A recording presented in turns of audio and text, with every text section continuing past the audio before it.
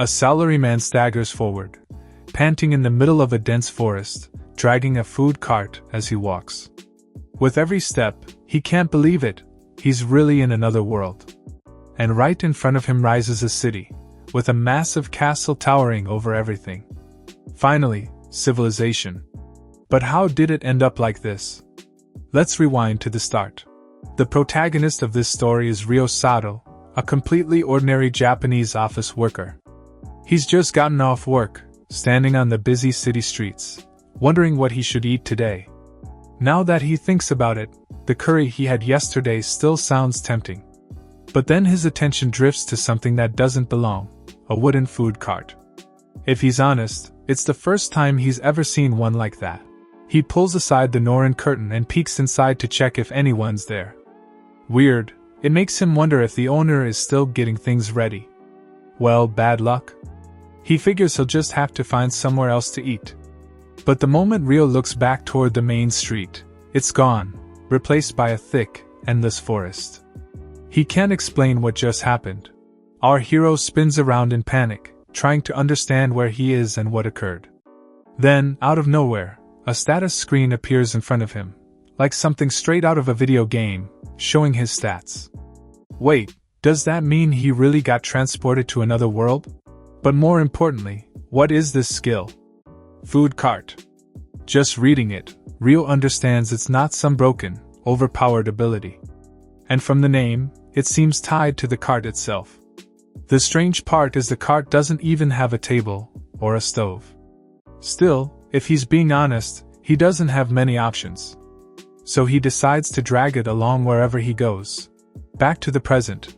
Our protagonist stands at the entrance of the big city and sees crowds pouring in. He's finally safe, probably. First, he has to get inside. He isn't sure he'll be allowed in, but he joins the line anyway. Soon he hears the guard shout, "Next," meaning it's his turn. The guard eyes him with a stern expression and asks for his name. Our hero tries not to be intimidated as he introduces himself. At least he can understand the language. After hearing the name, the guard asks if he's from a faraway country. Ryo nods easily, thinking that even if he explained the truth, nobody would believe him. The guard checks the wanted list and confirms Ryo doesn't match anyone. He can enter, as long as he pays 4,000 kronas as an entry fee. Ryo repeats the currency, confused, and the guard asks if he doesn't know what that is. If he has no money, the older man offers to accept something of equal value, like the coat he's wearing. Yeah, it looks like good quality. Our hero quickly takes it off and hands it over. The guard inspects it and accepts. Finally, he lets him pass, welcoming him to Solen City, Kingdom of Ireland, Fostria territory. Once inside, Ryo notices the city has a medieval vibe, confirming he's truly in another world. His biggest problem now is the way citizens stare at him because of how he's dressed. With no money, he can't do anything. So he decides to sell his clothes, and that's exactly what he does. He sells his outfit to an older woman who's thrilled to buy fabric that good. She even gives him a little extra. Thanks to that, he gets enough money to buy local clothes, and even pay for an inn to stay the night. That night, lying on the bed, Ryo lets out a long sigh. He still can't believe he arrived in another world in an instant. Thinking about it makes him sad. He might never see his parents or friends again. And what scares him most is whether he'll ever be able to return. No, he won't stay stuck in self-pity. It's too depressing. He sits up and swears to live in this new world to the very end. And now, it's time to talk about his skill, food cart. Since he's here, he has to figure out what this new ability actually does. After all, it's his only lifeline. He raises a hand and says, "Open status screen." The panel appears instantly, showing extra details. He has 3 sub-skills: creation magic, manufacturing magic, and storage magic. That means he can create wheat and bread. It's all he has, so he decides to use it. He extends both hands and tests creation magic first, starting with water and wheat. He concentrates, picturing the objects clearly. And suddenly, they appear right in front of him. Literal magic. Next, he tries manufacturing magic. He closes his eyes and imagines the finished result. When he opens them, there's a fluffy, freshly baked loaf of bread in front of him. He can't believe it. He just created bread out of thin air. And it's not only real, it's still warm, and it looks ridiculously good. But how does it taste? He takes a bite, and to his surprise, it tastes as good as it looks. Bread like this is rare even back in Japan. He's confirmed 2 of his 3 skills. That leaves storage magic. According to the screen, he can store the bread inside the cart with this ability, which makes everything feel even more unreal. But the real question is different. Even if the bread is delicious, can he actually make a living with this? The next morning, he goes down to the dining room, where the innkeeper, Aunt Rosa, greets him. She offers breakfast, which he accepts gratefully: bread, a fried egg with sausages, and salad. He tries the sausage and finds it tasty, which makes Aunt Rosa happy. As for the bread, he tries the kind he doesn't recognize, because it's not like the bread in Japan. Is this the common bread in this world? Before he can think too hard, Aunt Rosa asks what he does for a living. He answers honestly that he plans to start a business. She recommends going to the Merchants Guild, especially if he wants to get into trade. With that, he finishes breakfast and heads out, encouraged by her kindness. Outside, he remembers there's a bakery nearby and decides to check what kind of bread they sell. He sees the same bread he ate earlier, confirming it's the standard here. And they don't seem to have sliced sandwich bread. That gives him an idea. If he introduces sandwich bread to this world, it could be a profitable business. He finally reaches the Merchants Guild, where Natasha greets him and asks what he wants. Rio explains that he wants to sell bread from a cart. Natasha says he needs to register first. Since it's street vending, he'll be a 5th-class merchant, the lowest rank. She also tells him registration plus the annual fee comes to 80,000 krona. It's a big amount, but he has no choice, so he pays. Natasha explains he'll receive a guild card as identification and tells him not to lose it. Then she instructs him to place his hand on a stone tablet to register his data. When he does, the tablet glows, and a beam of light transfers onto his card, completing his registration. Natasha hands him his card and his identification badge, wishing him good luck. Rio leaves satisfied. He was nervous at first, but now he can start his business. Starting tomorrow, his real battle in this new world begins. The next day, townspeople stare with curiosity at the strange man shouting about his delicious bread. And yes, it's none other than our protagonist Rio. Quick recap. He was transported to another world with a mysterious cart, and that cart gave him the food cart skill that lets him make bread. Now, if he can sell it, he can survive here. That's why he's trying to sell toasted sandwich bread. In theory, it sounds easy. In practice, it's way harder. People look at him with suspicion, and nobody wants to buy. But as if fate itself steps in, an angel arrives to rescue him, Aunt Rosa. The kind woman praises his effort and brings her nephew Cain, who works as a chef. Rio offers them a taste, and Aunt Rosa happily accepts. They tear off a piece, and the moment they bite, both Aunt Rosa and Cain freeze in shock. What is this? They've never tasted bread this soft before. The flavor, the aroma, it's nothing like anything they've ever eaten. Completely different from normal bread. Aunt Rosa buys everything he has, saying this kind of bread is usually something only nobles eat. Then she tells Cain to serve it at dinner tonight. He mentions they usually buy from another bakery, but she insists, this one is perfect. Today, we're serving this. So aunt and nephew head back, carrying several loaves, thanking Rio again and again. As he waves them off, he can only feel relief, because they actually loved his product. Now that he's sold out, it's time to bake another batch.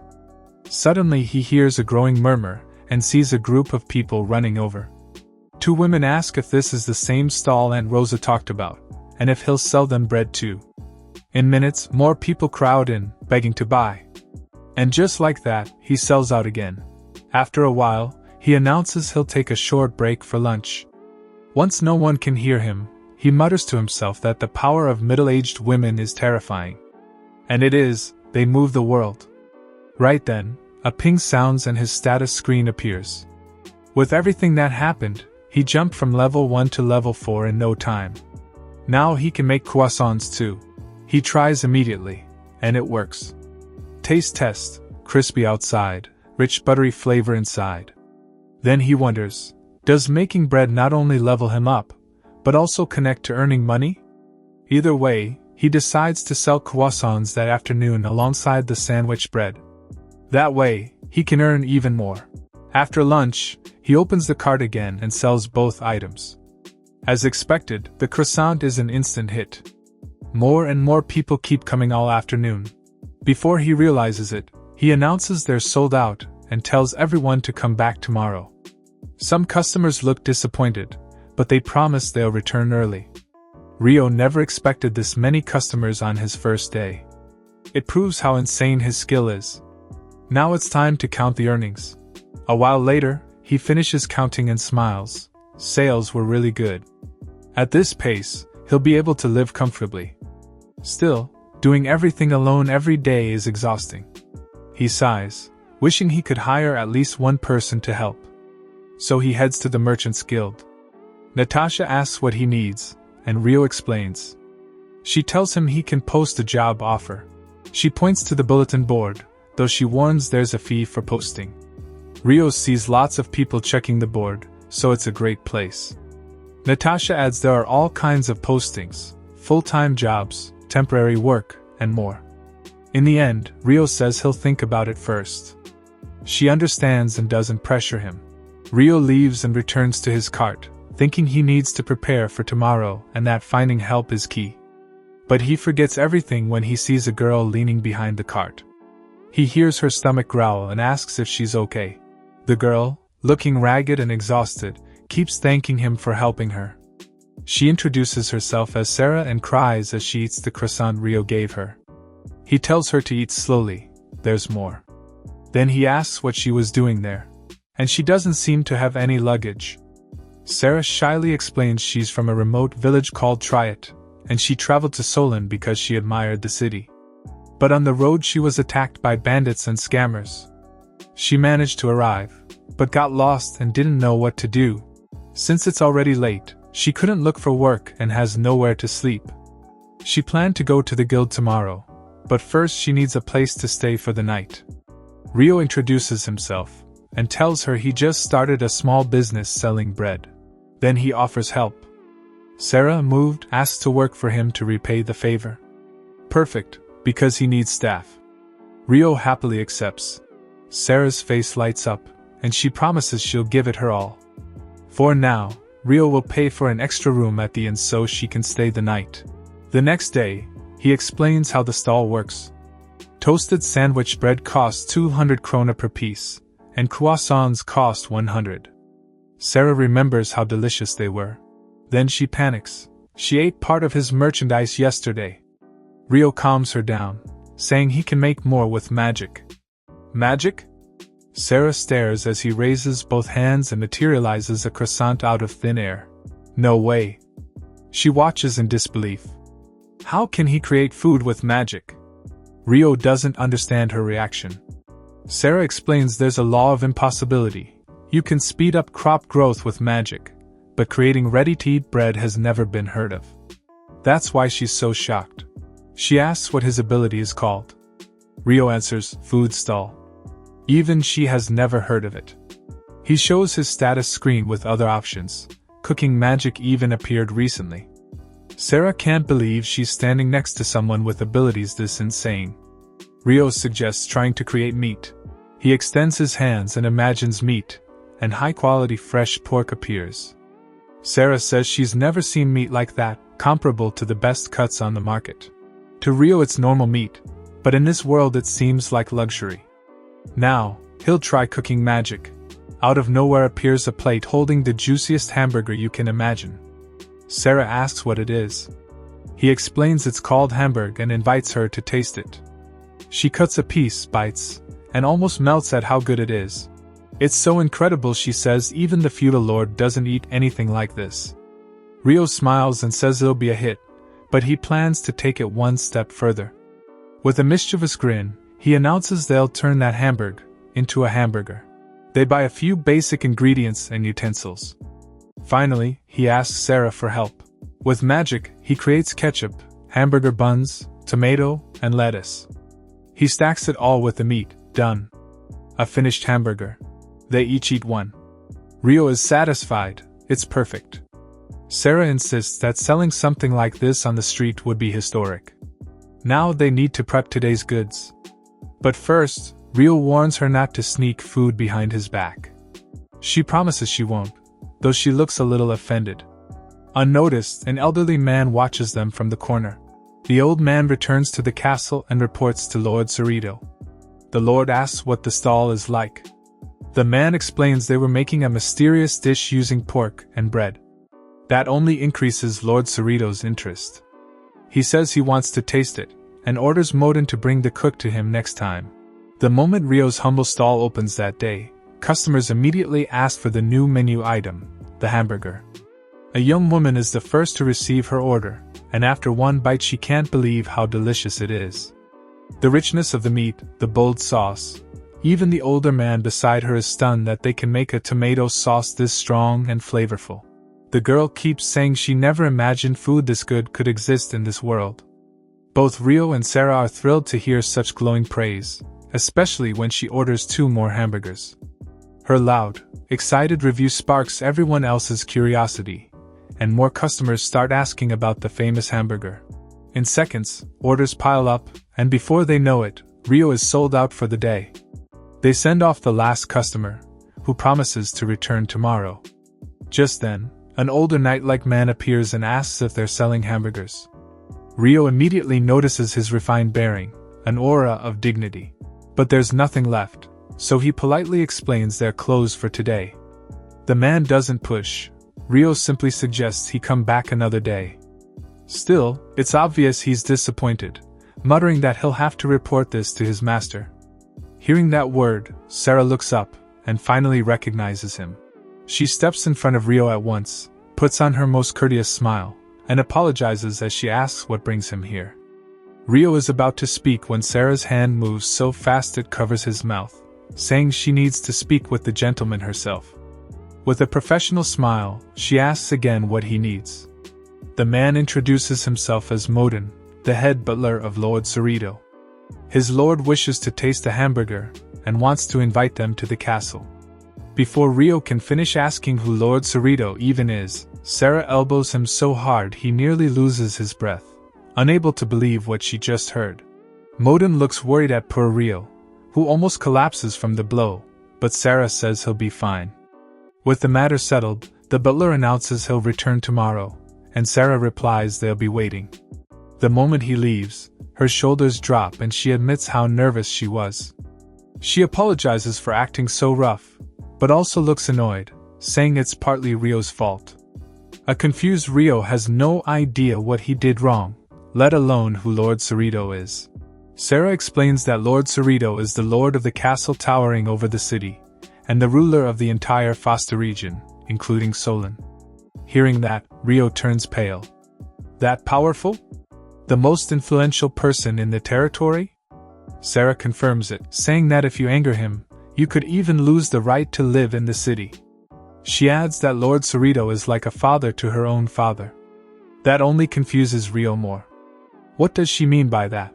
Finally, Sarah reveals her father is actually a baron who governs her village under Lord Cerrito's rule. Rio's jaw nearly hits the ground. Does that mean Sarah is a noble? Should he call her Lady Sarah? She says it's just a title and a name, and tells him to stop calling her that. She explains that nobles in the Kingdom of Ireland receive their lands from the king, and it's natural for them to fall under more powerful nobles in the region. Now Rio gets it, she's the Baron's daughter. But titles aside, Rio asks if it's really okay for her to work at a place like this. Sarah is offended. What is he saying? Of course it's fine. After all, Rio saved her life. She's about to add more, but stops, while Rio repeats her words in his head. Then Sarah gives a small bow and says it's nothing, adding that she hopes to keep working with him from now on. Rio is beyond happy to have her at his side, but for now they need to figure out what to do about Lord Cerrito's invitation. That subject snaps Sarah back into serious mode. Since she learned etiquette and manners at home, she offers to handle everything, promising it will go smoothly. If that's the case, Rio has no problem leaving it to her.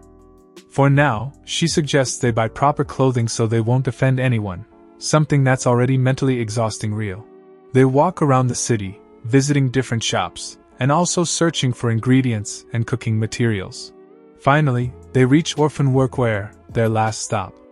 Sarah suggests buying the best chef outfit available, though Rio hesitates because he doesn't know what's appropriate for the occasion. Then Sarah spots a chef uniform on display, but when she sees the price, they nearly stop breathing. 70,000 krona. It's expensive, no doubt, but Rio decides he has no choice. He'll buy it. He asks the owner to make 2 sets. Sarah is shocked to hear there will be 2. She feels guilty that Rio is spending that much money on her too. She even says she could manage with cheaper clothes. But Rio points out she works just as hard as he does, so it's fair. Still, Sarah can't stop thinking about the cost. He reassures her and asks for just one thing in return. He's counting on her when they go to Lord Cerrito's castle. With that, Sarah accepts gratefully and promises she'll take excellent care of the chef uniform. With that, they're fully prepared. Starting tomorrow, they'll practice etiquette and proper behavior. On the way home, Sarah says how much she enjoyed shopping together, and Rio admits he had fun too. It almost felt like a date, at least, that's what he jokes. He doesn't realize those words made Sarah's heart race. She blushes and tells him to stop saying nonsense. She speeds up, saying they need to hurry, and Rio jogs to catch up. He's so focused on matching her pace that he doesn't hear the sound signaling he learned a new skill.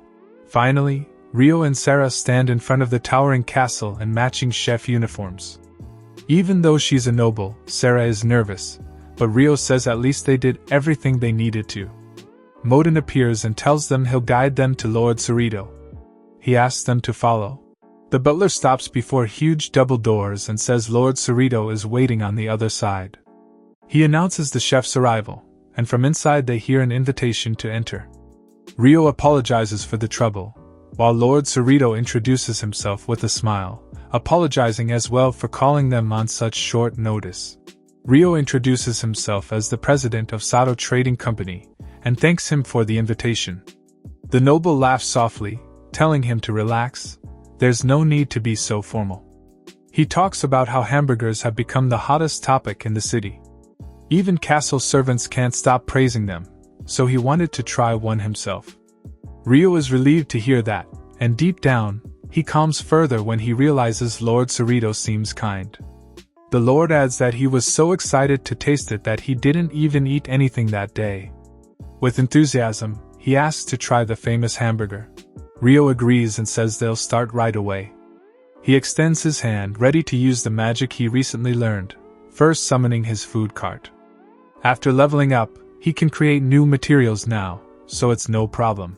He asks Sarah to begin preparations, and she responds immediately.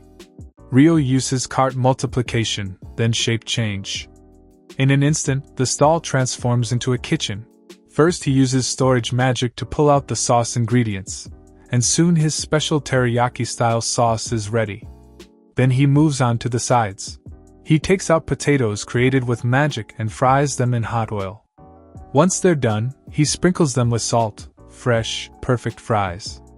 Finally, he generously coats the hamburger with his special sauce and plates everything carefully.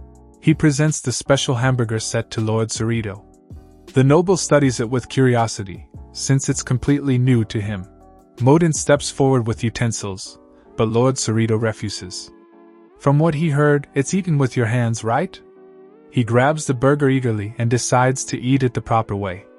At the first bite, his brow furrows and a hard-to-read expression crosses his face. Rio and Sarah start to worry. Does he not like it? But then the young lord declares it's delicious. He's never tasted anything like it. The bold sauce sparks his curiosity, so he asks Rio what it is. Rio explains it's a sauce called soy sauce, made from soybeans. Lord Cerrito keeps eating, amazed that something like this can be made from that ingredient. Then his attention turns to the fries, equally intrigued. Rio encourages him to try them. Lord Cerrito takes a small bite of the simple-looking fries, and gets shocked. Crispy outside, soft and fluffy inside.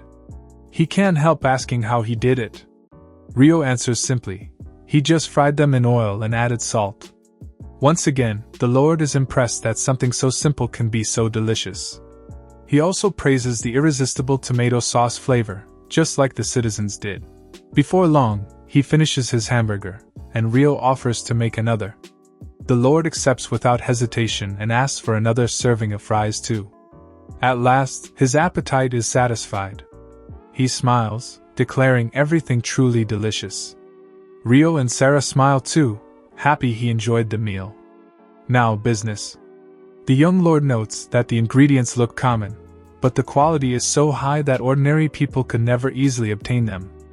And Rio's cooking methods are unknown to him, so he asks where Rio learned these techniques and got those ingredients.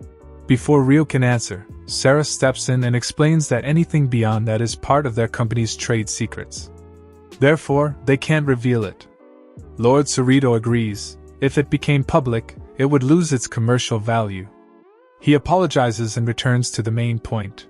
After enjoying such an extraordinary meal, Lord Cerrito says he wants to reward Rio somehow and asks what he would like to receive.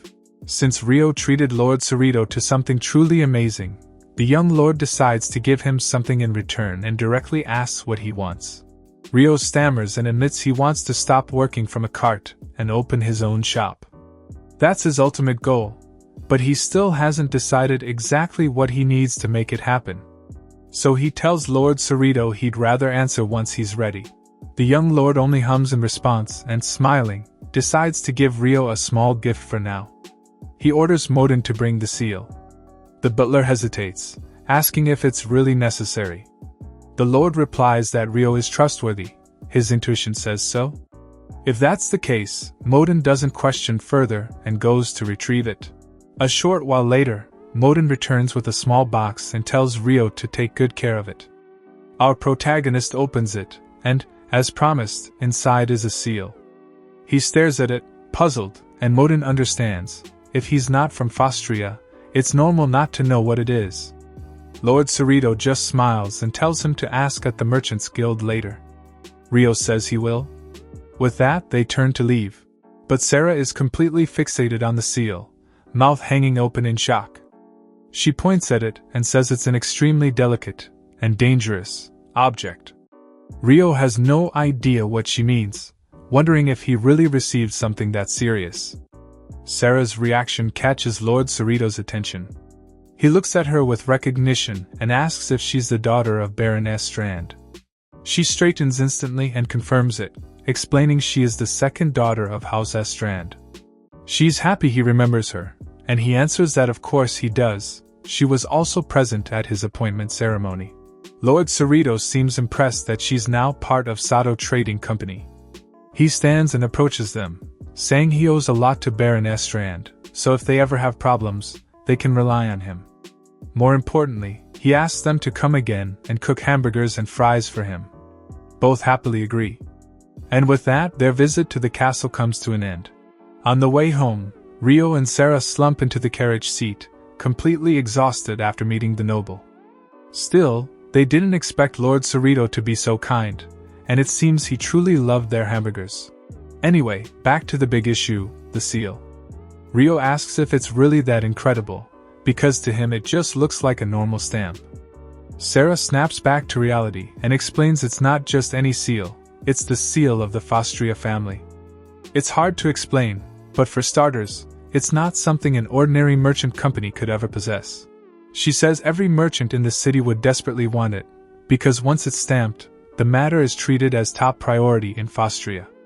And in that case, the Fostria family assumes full responsibility. Rio frowns and asks if that means Lord Cerrito would step in if something happened. Sarah confirms. But that also means Rio can't use it casually. If he signs a strange or shady contract, he could stain the Fostria family's reputation, or even put his own life at risk. That's why the seal's true value is simply having it, It proves he has the Fostria family's backing. Now that he understands, Rio wonders if it's really right for someone like him to hold it. Sarah smiles and says if Lord Cerrito gave it to him, then it must be fine. Well, if she says so, he'll accept it for now. Then she suggests they soon visit the Merchants Guild, because she wants to ask about opening a shop. Rio agrees it's a great idea. That day's work is done, and Rio suggests taking the next day off, since things have been hectic lately. Meanwhile at the castle, Modin asks his lord if it was truly okay to give the seal to Rio. The young lord answers with complete confidence, yes. He adds that every dish Rio served was something he'd never seen, which makes him think Rio has ties to lands unknown to them. And he believes that if Rio keeps growing, he'll bring prosperity to the city. But above all, his intuition keeps telling him he should help. Whenever the young lord follows his intuition, things usually turn out well, and it has saved him many times. Even Modin knows that. The butler finally nods and says that if Lord Cerrito says so, then it must be right. Though, to be honest, the fries and tomato sauce were unbelievably delicious. If Rio doesn't open a shop soon, Lord Cerrito won't be able to eat those fries so often. Just thinking about it makes him crave them again. Lord Cerrito keeps talking about the perfect combination of fries and sauce. If he could eat that whenever he wanted, he'd do anything. All Modin can do is sigh, asking him to stop openly expressing his personal cravings like that. The next day, Rio and Sarah met up at the Merchants Guild. Sarah had various documents tucked under her arm. Rio greeted her with a good morning and asked if she'd rested well, and she replied that she had. Rio was happy to hear it, and said that today he wanted to review the sales report and talk about opening their own shop. Sarah was simply glad to see that everything was finally taking shape. When they entered, Natasha welcomed them, already waiting for their arrival. After all, rumors about a certain hamburger place had already reached the guild. Sarah introduced herself as a staff member of Sato Trading Company, and Natasha remarked that she'd already heard about her. And not only that, word had also spread that they'd been invited to Lord Cerrito's castle. To go over the sales report, Natasha led them to another room and told them to come in. As soon as they settled down, the staff explained that the meeting room was equipped with soundproofing magic, so they didn't need to worry about information leaking out. Once seated, Natasha asked for the account books, which Sarah handed over gladly. Natasha reviewed the records and frowned when she noticed there were no ingredient purchases listed. So she asked for an explanation. For starters, their expenses were unusually low. Wasn't that going to be a problem for the business? Sarah insisted there were no errors in the ledger figures. Thanks to her calculation skill, which improves her ability to process operations, she had checked everything several times. Even so, Natasha pointed out that with that level of trading, they shouldn't be able to sustain themselves, and the guild might even be forced to investigate. Hearing that, Rio added that there were special circumstances. In his mind, they barely needed to buy anything thanks to his cart's skill. Of course, Natasha didn't know any of that, so it made sense she wouldn't understand. Sarah turned to him and asked, worried, what they should do if it ever came to light. Seeing how tense they were, Natasha stepped in to reassure them. She explained that the Merchants Guild was an organization independent from the state, and had strict confidentiality rules. The company's information, and Rio's, would not be shared with either the kingdom or the nobility. With that, Rio decided to reveal his secret. After hearing about his cart's skill, even Natasha was impressed, and all her doubts were cleared up. Natasha promised to keep the matter absolutely confidential, though she would need to inform the guild master. Then she calculated the business profits, 4,840,000 kronas. Since they would pay 30% as a contribution, Rio was promoted to a 4th-rank merchant. Natasha stood up, brought a small box, and showed him the matching badge. From now on, she told him, he needed to keep working hard. That was great and all, but Rio had no idea what being a 4th-rank merchant actually meant. What did it change exactly? Natasha almost dropped the badge from shock, but pulled herself together and explained that merchants were ranked by how much money they contributed to the guild. With a higher rank, he would be trusted more as a merchant. If that was true, then his chances of earning even more would also increase. He promised to do his best. Since he was there, he wanted to ask one more thing. He was thinking of opening his own shop. What would he need to do it? Natasha thought for a moment, and explained it would take serious preparation and capital, rent for the location, staff salaries, interior renovation costs, cooking equipment, and savings to survive until the business stabilized. On top of that, the guild could offer a loan, but since his company was barely a month old, they could only lend around 1 million kronas. With those requirements, opening the shop right away seemed difficult. But then, as they talked about loans, something clicked for Rio. He reached into his pockets and pulled out the seal he'd received from Lord Cerrito. He asked if he could use it here. Natasha leaned in to look, and recognized it as the seal of the Fostria family. A seal? She sprang up so suddenly that she ended up falling over, completely stunned. Rio and Sarah rushed to help her, but the guild staff were even more shocked that Rio possessed something like that. The first thing she told him was to put it away immediately. Rio obeyed, quickly closing the case. Back in her seat, Natasha couldn't believe a newly founded company was carrying the seal. It was practically unheard of. Returning to the topic, she explained that if he used the seal, he could request a loan with almost no collateral and with no maximum limit. However, she warned him that if a contract signed with it damaged the Fostria family name, he would lose his status as a merchant, and his life could be in danger. In general, the seal wasn't meant to be used practically. Hearing that gave Rio a sense of déjà vu, because Sarah had already told him something similar. If the seal was almost impossible to use, then what was the point of having it? Natasha explained that since Sato Trading Company was growing fast, it could attract jealousy and enemies. But as long as he carried the seal, no one would dare touch him easily, because it proved the Fostria family was backing him. Hearing that, Rio decided he needed to thank Lord Cerrito again. Natasha added that despite the warnings, being the bearer of the seal was an enormous honor for any merchant. Rio finally understood that what he held in his hands was truly extraordinary. For her part, Natasha promised to support him as much as possible as a fellow guild member, and said she hoped to work with him from now on. Rio shared the feeling, admitting he hoped the same. At the tavern, Rio and Sarah share some drinks to celebrate Sato Trading Company's promotion. Sarah takes a sip of her beer and discovers she loves the taste, while Rio laughs and points out that she's got foam stuck all over her upper lip. Right then, the waitress arrives with their food. Both of them stare wide-eyed at how unbelievably delicious everything looks. Sarah takes a bite and savors every flavor. She never imagined that when she came to the city, she'd be eating this well, and this much. Rio watches her eating happily and can't believe it's already been a month since they met. Time really flies. Thinking back, Sarah also can't believe how lost and confused she was back then. Just remembering it makes her feel grateful that she ended up working like this, by his side. In his own mind, Rio never imagined he'd suddenly be transported to another world either. Arriving with no understanding and still surviving is almost a miracle. If he thinks about it, he doesn't know how he would have made it through that month without Sarah. He's sure that alone, nothing would have gone nearly as well. Now that he's thinking about it, there's something he wants to give her.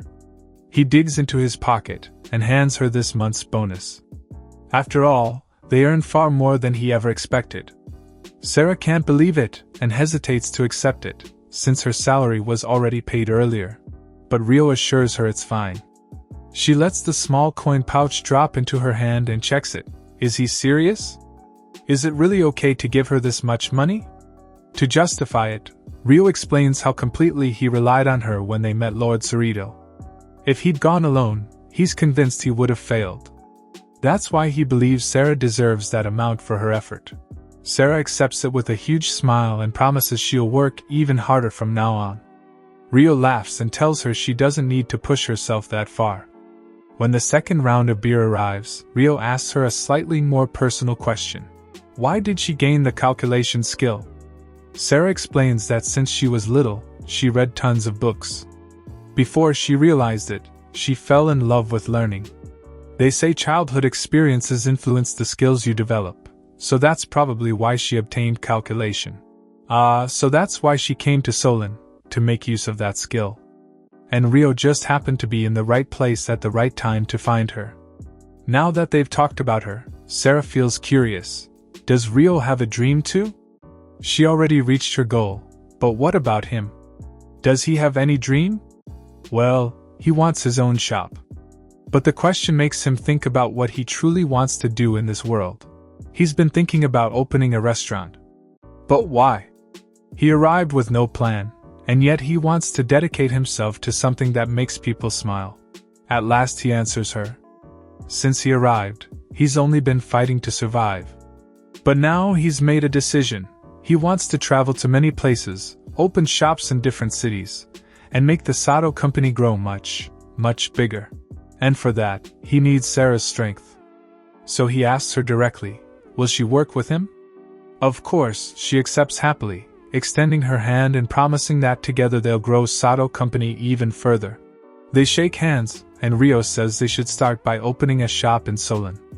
At least, that's his plan for now. The next day, Cain appears kneeling in front of him, his forehead pressed to the floor, begging Rio to accept him as his disciple. Rio and Sarah stare at the boy bowing before them, pleading to become our protagonist's disciple. Rio can only wonder how the heck they ended up in this situation. Suddenly, Cain springs up and grabs both of Rio's hands tightly, insisting that Rio let him work with them. Only then does Rio recognize him. He's Aunt Rosa's nephew. Cain introduces himself again with way too much intensity, so Rio tells him to calm down a bit. First, he wants to know why Cain suddenly decided he wants to be his disciple. Cain clarifies it wasn't impulsive. He's been thinking about it for a long time. Rio remembers Cain works as a cook at the inn. What about that job? Cain answers bluntly that he already quit, and he even brought a handwritten letter, which he hands to Rio. Rio opens the letter. It's from Aunt Rosa, thanking him for the bread.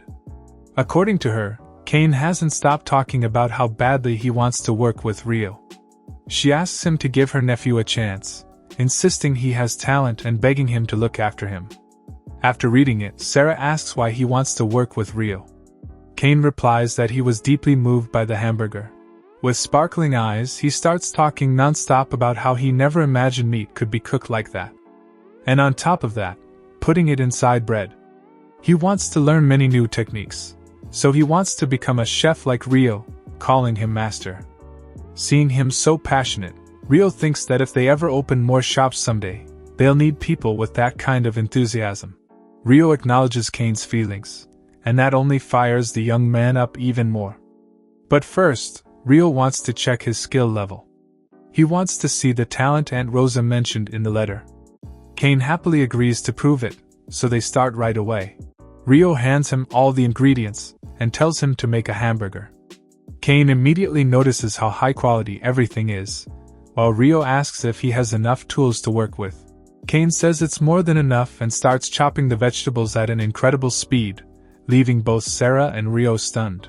Before they even realize it, the boy is already assembling the hamburger. And just like that, it's done. They do a taste test. Sarah praises Cain's speed and precision, and how delicious the burger turned out. The way he distributed the fillings and spread the sauce is perfect. According to her, there isn't a single flaw. Rio, on the other hand, is still shocked by the speed. Is it really possible to work that fast? Cain explains he has the cooking skill, which boosts his cooking speed and grants him tasting magic. Though he admits his level is still low, so he can't do much more for now. Rio is impressed with his talent, especially for producing a complete hamburger that quickly and that cleanly. He's ready for the next step. In fact, Cain is even faster than Rio. So our protagonist extends his hand and welcomes him as the newest member of the Cerrito company. Overwhelmed to tears, Cain takes his hand and thanks him for the opportunity. And to make one thing clear, Rio adds that Cain will not be his disciple. With a new teammate in the company, they've taken another step forward. Rio is happy, because having someone skilled in the kitchen is essential for their work. It will save them a lot of trouble. Speaking of cooking, something is nagging at Sarah. Isn't Rio's cooking magic enough? Well, it's true that Rio can make hamburgers using cooking magic, but that skill has a major drawback. Sarah is stunned. Did she hear that right? Did he just say his skill has a downside? At the stall, Rio reaches out and materializes the ingredients out of thin air. Since it's the first time he's seen it, Cain almost short-circuits, unable to believe the ingredients are coming straight out of the food cart. Rio calmly explains that it's his skill. Meanwhile, Sarah asks if his skill really has a drawback, and he confirms it does, then decides to show them. He holds both hands over the ingredients and poof, everything turns into a single hamburger. Sarah finally gets it. So many ingredients, and yet it ended up as just one piece of meat. That's exactly what worries Rio, because he discovered that using cooking magic consumes a huge amount of materials. Even by volume, the reduction is massive. In the long run, that loss can't be ignored. Put that way, even Sarah admits it's a truly inefficient method. Suddenly, Cain raises his hand and asks a question. Couldn't they just sell the ingredients as they are? That way there'd be no waste, and it sounds like a good idea. But the moment he says it, Rio and Sarah look at him with narrowed eyes. Sarah starts explaining that if they did that, they'd cause problems for farmers and other merchants. Cain doesn't understand, so Sarah asks him another question. Between Rio's vegetables and another seller's, which would he buy, knowing Rio's are cheaper and top quality? Cain answers that of course he'd buy Rio's. They're cheaper and good quality, after all. That's the problem. Rio can create ingredients out of nothing with his skill. That wouldn't just put other merchants in trouble, it could collapse the entire market. That's why they can't just sell vegetables like that. Cain finally understands, but Sarah isn't finished. If Rio took it seriously, he could put every farmer in the country out of work. An extreme example, yes, but possible. Either way, Rio doesn't want to use his skill in a way that hurts others. That's why he prefers making hamburgers without relying on his magic.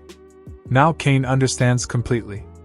Right then, Rio tells him he wants to entrust the cooking to him. Hearing that, Cain grins from ear to ear. He promises he'll do his very best, something that, to Rio, is basically a lifesaver. 2 weeks later, the humble but highly anticipated hamburger stall has a long line of customers waiting. Thanks to Cain's skill, they can prepare multiple hamburgers in a short amount of time. Rio has seen it before, yet he still can't help being amazed by the young man's speed. Cain, for his part, is happy to hear praise from his master. What he doesn't realize is that even Rio finds it crazy that he can hold a conversation while working. Suddenly, they hear a familiar voice. It's Aunt Rosa. The woman asks how her nephew is doing. Cain panics when he sees her, but she just yells at him to get back to work. Rio tells her Cain's skill is truly incredible, and that he's become a very valuable member of the company. The woman laughs, thinking Rio is just flattering her, but he insists he's serious, especially after seeing Cain's talent up close. Hearing that fills Aunt Rosa with pride. Cain's parents were adventurers, and since they're no longer around, she's been the one raising him and acting as his guardian. She may sound rough when she talks to him, but deep down she worries about him a lot. Talking about the boy makes her sentimental, so she apologizes for going on and on. Rio, on the other hand, is more than happy to listen to her stories. She admits that seeing her nephew working like this puts her at ease. With that, she leaves Cain in Rio's hands, and immediately places her usual order of bread. Later that day, when things finally calm down, Sarah returns with news. She managed to get them an appointment with the Merchants Guild.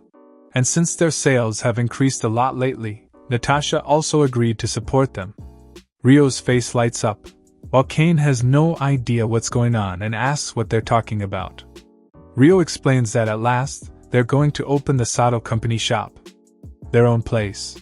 2 days later, Rio presents the plan to open the Sato Company shop at the management meeting. With all 4 of them present, the first official board meeting of Sato Trading Company begins. Since Rio and Sarah wanted to hear the guild's opinion, they invited Natasha. Sarah asks Rio what kind of shop he wants to create. Rio explains that he wants a fairly large place where people can eat inside. The stall's sales are going great, so he thinks it's natural to answer the high demand. If the shop is too small, it'll be hard for regular customers to find seats. Then he asks if anyone has a different opinion. Cain is the first to speak. He says he just wants to be able to cook a lot, so he doesn't care about the shop's size. Very chef-like. Sarah, on the other hand, has doubts. Since it would be their first shop, she suggests starting small, takeout only. That way they'd avoid crowding issues. Rio admits it's a good idea, but insists on a place where customers can sit. He wants to see their faces when they eat. Natasha jumps in. If they plan to open a big shop, they'll need lots of waiters. Wouldn't labor costs get too high? Waiters? Natasha explains they're the people who take orders and bring food to the table. Rio thinks for a moment. Maybe the shop concept he imagines is different from what they're picturing. He clarifies that his shop won't have waiters. There will be a counter where customers order and pay at the same time. Sarah understands right away. Customers will carry their own food. Exactly. In this world, the fast food system simply doesn't exist. With that, both of them finally understand they won't need waiters. That means they can run a big shop without trouble. Natasha murmurs, impressed by this new style. And with Rio's stall skill, even if the initial costs are high, the profits could be enormous. All of a sudden, she gets excited and asks Rio to let her help with the project. Of course, he happily agrees. Guild staff inform them there's a vacant property that's perfect for them and ask if they want to see it. Rio agrees immediately. Natasha tells Sarah the rent is 4 million kronas plus the interior renovation cost. Sarah expected that and confirms it's within their budget. For the remodel, Natasha suggests hiring Dahlhoff Trading Company, the top construction firm in Solen. She also offers to introduce them. Sarah asks her to tell the company their renovation budget is 15 million kronas. Natasha nods. Then she hands them the building plans and the key. With the direction decided, Rio suggests they go see it. Days later they arrive. It's a bit bigger than Sarah imagined, but for Rio it's perfect. Suddenly, an unfamiliar voice praises the building. A burly man with a thick beard introduces himself as Dahlhoff from Dahlhoff Trading Company. Beside him is his assistant, a young woman named Yo. Rio introduces himself as the president of Sato Trading Company. Dahlhoff grins widely. At last, he's meeting the famous Rio everyone's been talking about. What does he mean by that? The man laughs and says Rio should know.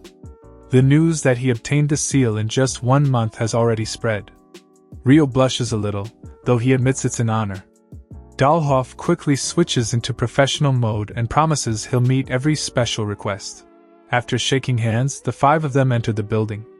During the inspection, Dahlhoff asks about the property's size. Yo replies that it's about 200 square meters. Cain is shocked, and Dahlhoff explains it's thanks to Yo's skill. They continue checking the place. Sarah explains that on the first floor they want the kitchen and the service counter, and on the second floor, an office. Dahlhoff mentions he planned to install a basic kitchen, but Rio says they won't need a stove or a refrigerator. The man is stunned. Why? Rio answers that it's thanks to his skill and shows his summon stall, transforming it into the kitchen version. Dahlhoff's employees are left speechless. Dahlhoff can't believe he can create equipment with skills. Rio also shows the built-in magical storage. Now Dahlhoff understands why Lord Cerrito values him so highly. Then Rio adds his requests: a large oven, a meat grinder, and an industrial fryer. Dahlhoff admits they've never done something like that, but it seems possible. Rio thanks him in advance. As for seating, he wants about 120 seats on the first floor and another 120 upstairs. Dahlhoff thinks that's too many, but Rio says it won't be a problem. Finally, Dahlhoff comes over with a preliminary estimate. Even after calculating everything, the budget exceeds what they planned by 3 million krona. Hearing that, the faces of the Sato Trading Company team fill with worry. With the budget in hand, Dahlhoff tells them they'll exceed their planned amount by roughly 3 million krona. Sarah checks the document and asks if the minimum cost would be 18 million. Dahlhoff says the official estimate will be delivered later, but he figures it could even reach 20 million. Hearing that, Sarah turns to Rio and says she'll start adjusting the plan immediately. He feels bad about dumping even more work on her, regretting that he's not good with accounting matters. But Sarah keeps her usual energy and offers to handle it without hesitation. After all, that's exactly why she left her village. She promises she'll do everything she can to make the opening plan a success. 3 days later, a letter arrives from Dahlhoff Trading Company. Even Kane assumes it's the final quote and suggests giving it to Sarah as soon as possible. She opens the envelope, and just as Dahlhoff said, the cost for the interior renovation and equipment comes to 20 million kronas. Rio asks if the revisions are going well. With a smile, Sarah assures him she managed to finish almost everything in those 3 days, even though it wasn't easy at all. All that's left is adjusting the numbers to match the final quote. Then she suggests discussing it with the Merchants Guild, and Rio couldn't be more grateful. He suggests presenting the plan the next day, but first Sarah warns him they'll need to request a loan from the guild. For now, they've already hit their limit when it comes to equipment. Rio can only wonder if the guild will approve the request. They're relying on Sarah for this, and she promises she'll do everything within her power. The next day, at the Merchants Guild, Rio asks if she's ready. Sarah replies that she is. Everything is prepared. They enter the building, and Natasha greets them, already waiting. Rio explains they came to present the new plan. Like last time, Natasha leads them to the meeting room. Once they sit down, Sarah begins handing over the documents she prepared. Natasha takes them and starts reviewing, making small comments here and there, until she reaches the key part, a loan request for 25 million kronas. Her eyebrows tighten slightly when she sees the number. She says she understands the plan's contents, but she has a few questions. First, she feels the amount is high for the project. Couldn't they make use of the equipment they already have? Sarah explains that the main kitchen tools are custom-made, and to guarantee the shop runs properly, they can't compromise on that point. Next, Natasha asks how they plan to repay the loan, assuming it's approved. Sarah shows the stall's sales record to date, and the customer turnover rate. She explains that with those numbers, they'll be able to repay steadily, along with interest. Natasha checks the documents and notices how meticulous Sarah is. She even clearly calculated the monthly payment amounts, which genuinely impresses her. Still, Natasha brings up the worst-case scenario. What will they offer as collateral? Sarah answers that they'll compensate through in-kind payments using the food stall's skill. If cash payments become difficult, they can cover it with food products created through that ability. And those foods can be preserved almost indefinitely thanks to the same power. Hearing her, Natasha realizes this solution is something only the Sato company can do. Sarah continues, saying that this way, the guild won't suffer any losses. Natasha has no objections. And she also knows Rio is the seal-bearer. Even if the company doesn't own real estate, if the Fostria family stands behind them as guarantor, that's more than enough security for the guild. With everything laid out, Sarah asks what she thinks. After a few seconds, Natasha says she's reviewed the plan and approves it. She also says she'll send the request to the guild master as soon as possible. Sarah can't help but smile. Natasha adds that since Rio carries the seal, they shouldn't worry. She believes the request will be approved without much trouble. The team can't be more grateful for being heard. As they leave the guild, Rio thanks Sarah for saving them. She smiles, feeling like after years of studying and effort, it's finally all been worth it. Now, about the shop opening, Rio has something to tell them both. He wants to assign them new roles. As staff increases, there will be limits to what he can handle alone. So he wants them to take charge of coordination and management. First, Kane. Rio wants him to be the head chef and lead the kitchen team. The young man accepts immediately, even though he knows it'll be a huge responsibility. As for Sarah, Rio officially appoints her vice president of the Sato company. She can't believe it. Vice president, her? But since she's qualified for the role, she accepts with pride. Rio feels satisfied, finally seeing her officially recognized as vice president. It's a new day, and Sarah bursts in with a letter in hand, telling Rio a message has arrived from the guild. She says the loan they requested was approved, which leaves Rio relieved. As for what the letter says, she shows Rio the total amount after adding rent and the loan payments. Seeing those numbers, he knows income from a simple food stall won't even come close to being enough. He frowns, thinking about how expensive everything is, and on top of that, they also have to consider labor costs. Speaking of labor, he tells the two of them they'll have to start hiring staff, and asks how many people they need. Sarah starts by saying they need someone to handle cashier accounting and someone for cleaning, so she thinks they'll need 8 people if they also work in shifts. Cain adds that he'd like 4 cooks, because frying and washing dishes need dedicated workers.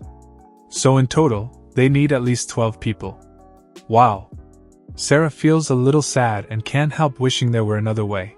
Rio thinks for a moment, then suddenly remembers something. Before meeting Sarah, he asked Natasha about something, about putting a job notice on the guild bulletin board. Sarah also thinks it's a great idea, and even though there's a posting fee, Rio figures it won't be a problem. Plus, since it'll be at the guild, plenty of people will see it. Alright, no time to waste. Sarah starts drafting the recruitment poster right away. But just as she's about to write, she stops, making Rio ask what's wrong. Then she turns to him and asks what the shop will be called. Now that she mentions it, they don't have a name for the place. Cain jumps in fast and suggests calling it Rio Burger, since it's his shop. Our hero can only laugh, because that sounds way too braggy. On a more serious note, Rio just wants to make the townspeople smile through food. He wants a name that feels familiar to the people of Solen.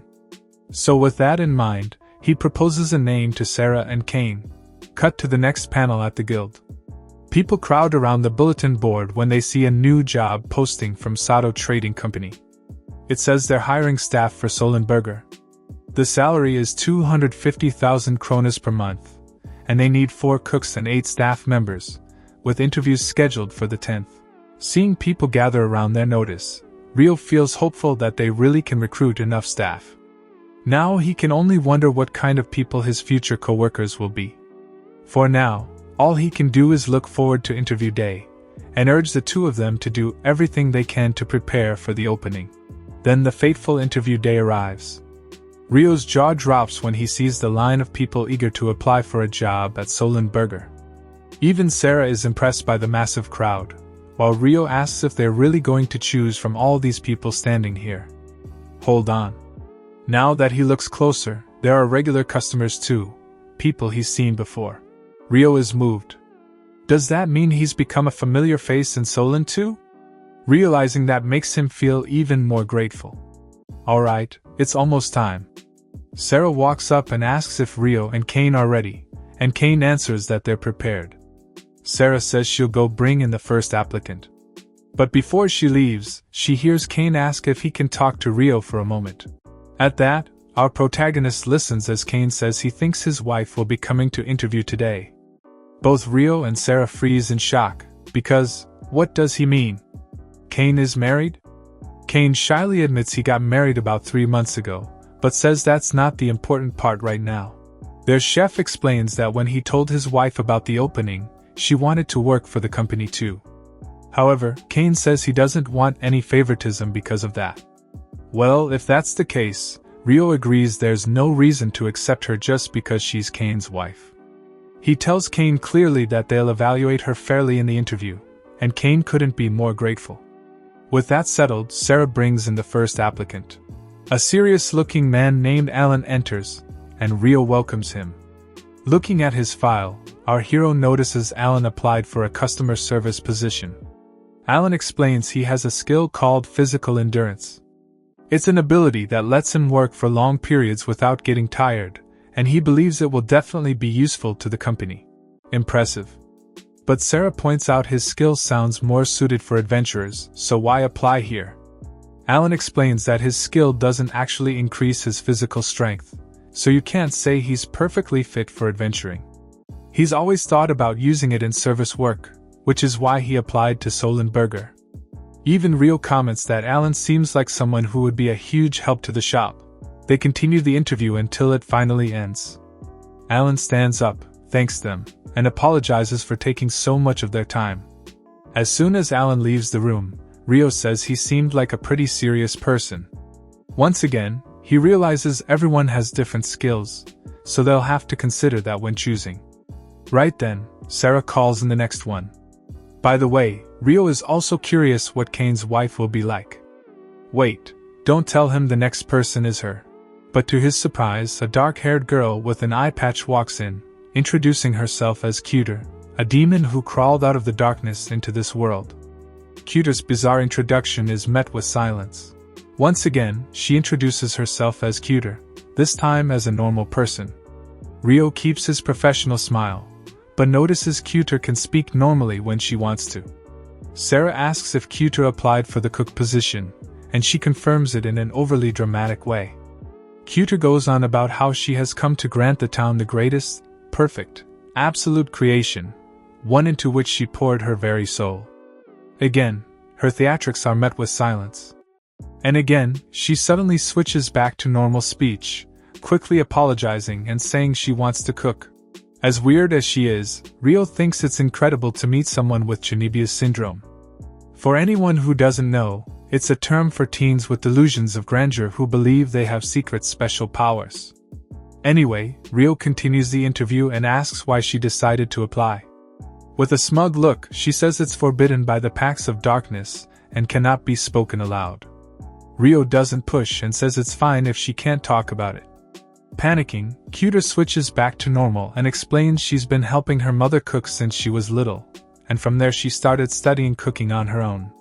The pacts of darkness dissolve at lightning speed. Rio asks what kind of abilities she has. She snaps back into her smug persona.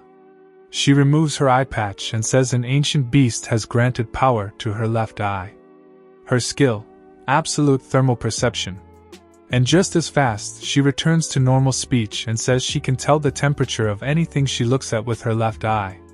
None of the three say it out loud, but they're all thinking the same thing. So basically, Cuter has thermal vision. Alright, with that, Rio asks if she has any final words. Cuter clears her throat and proclaims that she eagerly awaits the day they work together as comrades in this world. Then she does an absurdly fast bow and says she'll do her best. Rio's professional smile is practically glued to his face as he watches the girls' theatrics, while he simply replies that they look forward to it too. With that, Cuter leaves. Rio comments on her intense personality, a little shocked that such an unbelievable applicant showed up, something Sarah agrees with. On the other hand, Kane is pretty excited about her personality. Unlike them, he thinks Cuter is really entertaining, and even Rio can't deny it. Cuter seems serious underneath, but it'll depend on the final selection along with the others. They move on and continue interviewing the next applicant, one by one, until Sarah finally says the next person is the last. As she calls in the final candidate, Rio remembers they still haven't seen Kane's wife. Wait.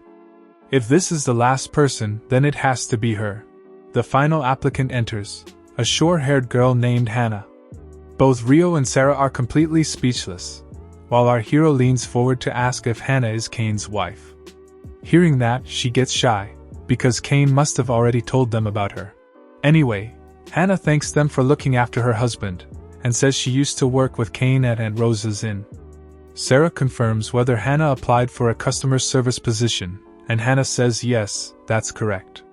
She explains she has plenty of experience serving guests at the inn. Also, Hannah believes her skills, military advisor and situation analysis, will be useful for the restaurant too. Her military advisor skill lets her grasp the condition of people around her. If there are about 10 people or fewer, she can tell who's doing what as if she's looking at it in the palm of her hand. Sarah finds the skill incredible and says with something like that, Hannah could have stood out even in the army. Hannah admits she was actually offered a position like that, but since Kane is here, she doesn't want to be separated from her husband. Sarah brings the conversation back to the interview and asks if the inn's operations will be okay. Hannah says yes, because there are capable people there, and Aunt Rosa gave her permission too. Besides, Hannah and Kane were planning to go independent sooner or later anyway. Well, if that's the case, Rio has no problem with it. With that, Sarah ends the interview and thanks Hannah for her time. Hannah thanks them too and tells her husband she'll head home first. A few days later, the trio from Sato Trading Company sits down to choose which applicants to hire. Rio asks who they think is suitable, starting with Sarah. She picks Alan and Hannah, believing both will strongly support the shop. Rio agrees, adding that Hannah will be able to coordinate easily with Cain. And as for her, he wants Hannah to manage everyone using her military advisor skill. Sarah says she was thinking exactly the same thing, while Rio also shares his choice with them. Finally, there's only one slot left. At that, Cain says he wants to work with Cuter. Sarah hesitates, pointing out there could be communication problems, but Cain insists it'll be fun. Rio backs him up, saying he also thought Cuter was an interesting person. In his view, Cuter seems more serious than her appearance suggests, and he doesn't think work will be an issue with her. Once again, Cain supports her and even takes responsibility as head chef.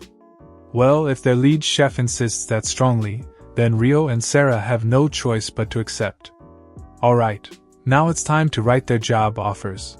Somewhere in the city, someone calls out to Cuter and tells her she got a letter. The girl, still half asleep, sees it's from a trading company. Wait, it's an acceptance letter. Cuter screams at the top of her lungs that she passed, while someone else tells her to shut up for making so much noise so early in the morning. Hannah, Alan, and Cuter stand there in their uniforms while Sarah and Rio watch them, satisfied. Sarah tells them the uniforms were custom made, and Rio is just happy they arrived in time. Our protagonist finally addresses the new employees. He thanks them for coming and explains that everyone here has been accepted as staff for Solenburgger. He introduces himself as the president of Sato Trading Company, and says that today he'll explain both the job itself and how the shop works. The lot that used to be empty is now home to Solenburgger. Rio starts by telling them the shop is different from ordinary restaurants. It has many unique features, and he'll explain them one by one.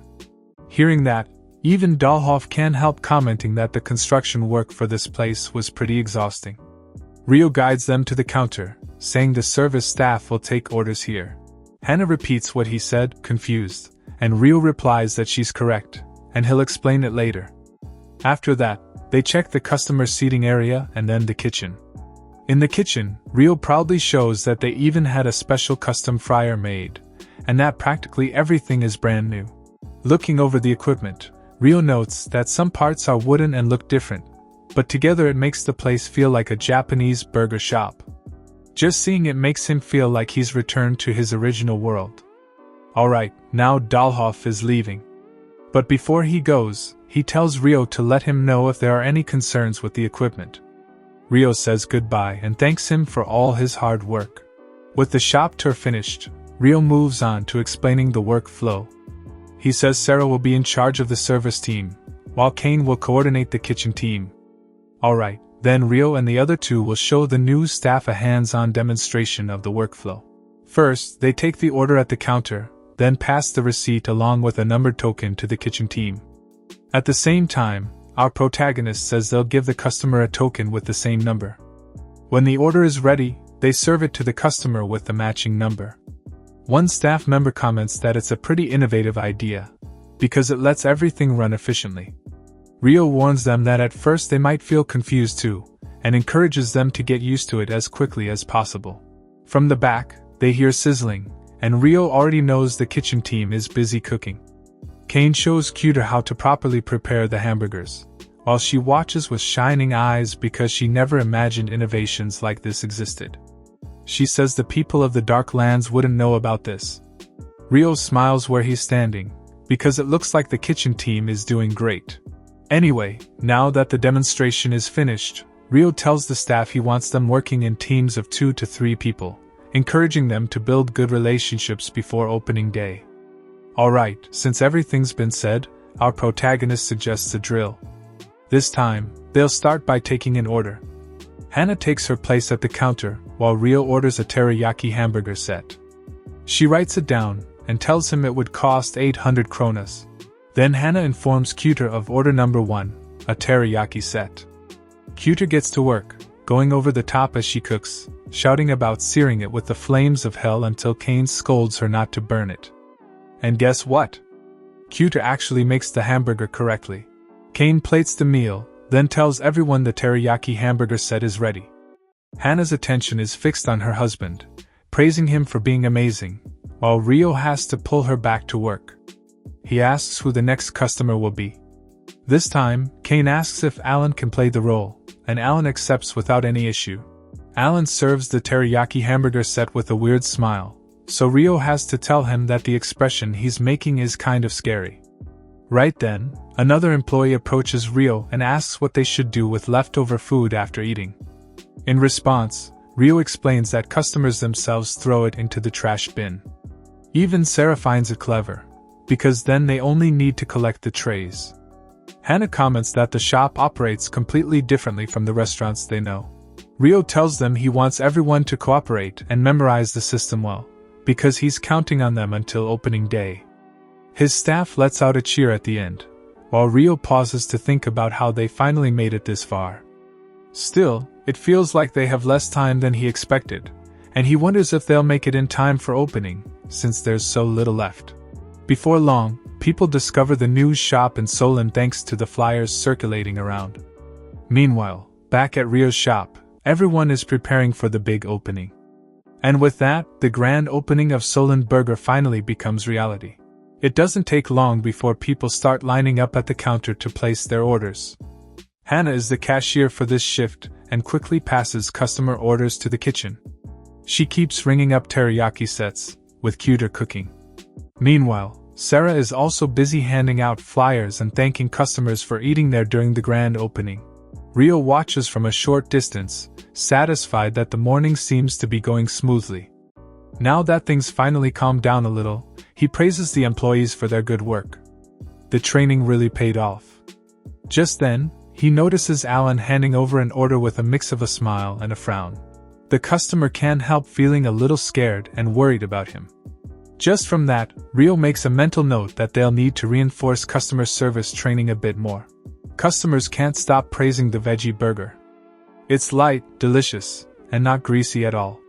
Hearing them say that, Rio turns to Kane, happy to see Kane's suggestion was a huge success. Kane gets a little shy, but he's pleased with the results. Who wouldn't be?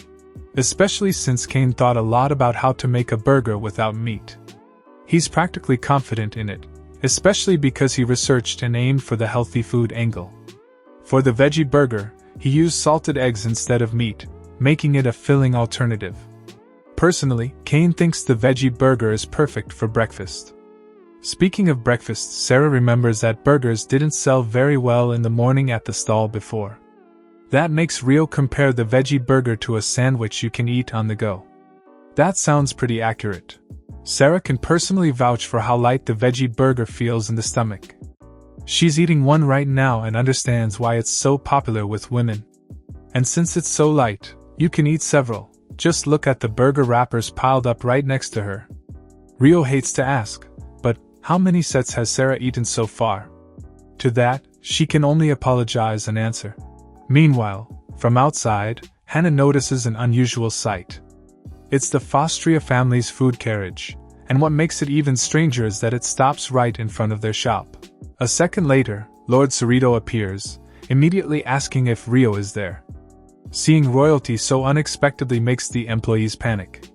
Hannah runs to the back of the kitchen calling for Rio, then stammers out the rest. Rio gets worried seeing Hannah like that and asks what happened. Lord Cerrito is here. The noble happily greets Rio and congratulates him on the shop's opening. He may look very lordly, but Lord Cerrito is actually in disguise right now, so he asks Rio to keep quiet about it. Rio has more important things on his mind, like is his lordship's carriage okay? But setting trivialities aside, the noble asks if he can eat a hamburger as soon as possible. Rio, sticking to the system he introduced, says he'll take the noble's order right here. As they talk, Hannah and Alan can't understand why their boss is chatting so naturally with Lord Cerrito. In fact, the noble even waits in line, curious about the strange and interesting system the shop uses. With Hannah at the counter, he orders a beef hamburger set, and Hannah is a little shaken by his presence. After ordering, Rio leads Lord Cerrito to his seat, and once again the noble is fascinated by the shop's interior. Soon after, his order arrives, and the awkward Alan is still the one serving him. He may be smiling, but he's frowning, and above all, He looks like he's on the verge of begging someone to replace him. Luckily for him, Lord Cerrito's focus is on the food. He comments that this hamburger doesn't differ much from the ones he tasted before. There's only one way to know the difference: bite into it right away. The moment he takes a bite, he's completely blown away. Just like with the pork, this beef is totally different in terms of fat content. An excellent dish. Rio is glad to hear positive reviews from Lord Cerrito, who once again asks if Rio will reveal where he gets his supplies. Just like before, Rio keeps his company's secret.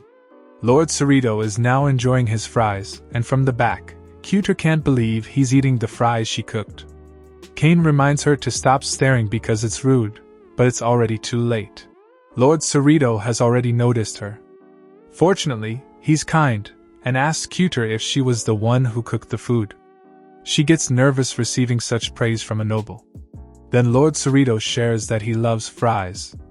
That being said, he would be very happy if she could keep making fries that delicious. Cuter promises she will. And with that, Lord Cerrito has to leave. Again, he tells them the food was delicious and that he'd like to come back. Before he steps into the carriage, he also tells them that next time, he'll invite all of them to a banquet, and Rio happily accepts the invitation. From the back, Alan and Hannah stare daggers at him. The moment Rio turns around, the two of them burst out, saying they never expected to receive praise from Lord Cerrito himself. To be fair, Rio didn't expect the visit either. Let's leave Rio and the others for a moment. This time, the focus shifts to someone else. A girl with curly twin tails stands in front of Solenburgger, thinking she finally made it to the burger shop everyone's been talking about. Looking at it now, she notices it's much bigger than her own restaurant. So this is Rio's competition. The girl, named Rebecca, gives herself a quick pep talk. She'll uncover this restaurant's secret, and the reason she's on watch. Lately, the number of customers at her family's restaurant has dropped a little. At her restaurant, the rumor of Solenburgger had already arrived. The whole city is talking about it. Her parents told her they can't just sit calmly and do nothing at their place. Since she's strong-willed, Rebecca won't allow it, because their home is at risk. With that said, she declares she'll investigate this new restaurant herself. Back to the present, she remembers her bold declaration and swears she'll restore peace to her family with her own hands. Suddenly, she hears someone call to her and snaps back to reality. One of the employees brings her order, a hamburger set. Rebecca is surprised by how fast the service is, but she won't be impressed that easily. Sure, the speed is acceptable, but she believes food made that quickly can't possibly taste amazing. With just one bite of the hamburger, Rebecca sees stars. It's that good. She can't believe it. The poor girl suffers right there in public, making some customers worry about her. Returning to her food analysis, this hamburger is as tasty as the orc meat dish she once ate at a luxury restaurant. The balance between the sauce and the filling is simply perfect. And these crispy fries make her wonder what method they used to cook them. Probably the most shocking thing for her is that all of this costs only 800 krona. She looks at the menu and notices something called a veggie burger, and it looks delicious too, but she needs to focus. Rebecca tells herself to concentrate and not forget her goal. She devours her hamburger in a hurry, then slips toward the back. She's determined to uncover this restaurant's secret no matter what it takes. So far, the interior feels a little strange. At last she finds the kitchen and peeks in from the doorway. Even the place is packed with mysterious equipment. That only makes the shop look even more suspicious. Just then, Rio's voice sounds behind her, asking if she needs something. Rebecca yelps when she hears him and apologizes, saying the kitchen caught her attention. Luckily for her, Rio is good-natured and even offers to let her look a little. He leads her into the kitchen and asks Sarah if he can bother her for a moment. Sarah agrees, but only briefly. While the two talk, Rebecca watches him in surprise. He's the Rio everyone has been talking about. She's heard about him from her father. Apparently, this guy is a terrifying man who became a powerful merchant in just 1 month. And not only that, he even became a seal-bearer. This is her chance to learn more. Rebecca bluntly asks what those strange devices are. Rio happily explains, pointing out the oven and the fryer used to cook meat and make fries. Rebecca is stunned. Was that really it? She can't believe those tools are what make the hamburger. She asks how he came up with such tools and the shop system. Rio denies it, saying he didn't come up with anything special. They're just things that existed in his hometown, so he had them custom made. Mentioning his hometown sparks Rebecca's interest, and Rio continues, saying even the hamburger originated there. It just so happened the people of Solen accepted it. Their conversation is interrupted when they hear manic laughter. Both of them turn and see Cuter acting crazy again, burning something or whatever. As she leans in and watches the food cook, Rebecca asks if Cuter is also from his hometown, and Rio says she's different. Continuing what he said earlier, Rio insists he didn't really do anything grand. One of the employees approaches Rio with a concern, and watching him work, Rebecca understands that you can't run a business on knowledge alone. Rio turns his attention back to her, and Rebecca honestly admits that Solen is the only place she knows. Rio insists that the knowledge and everything else came from his hometown, but that if she were in his position, she never could have done something like this. She encourages him, praising his ability to use that knowledge this far, which itself is a merchant's talent. After saying that, she runs off, saying she'll come back sometime. He's definitely left confused, but he still thanks her. Rebecca finally gets home, and her parents ask how Solenburgger was. Honestly, she tells them it was amazing, and they can only laugh because it's obvious their daughter enjoyed it. Rebecca tries to deny it, but her father points out that if Lord Cerrito acknowledged it, then it must be true. Even so, her father says they can't just sit back and do nothing. Rebecca suggests they create a new menu item that can compete with Solenburgger. Her declaration makes her parents cry. Several weeks later, Rebecca launches her new menu, bread with herb-grilled minced meat.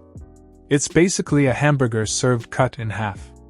Even her father notices the unsettling resemblance. At Lord Cerrito's castle, the young noble is distressed because they're currently facing a terrible situation. Modin calls out to him, making the noble regain his composure.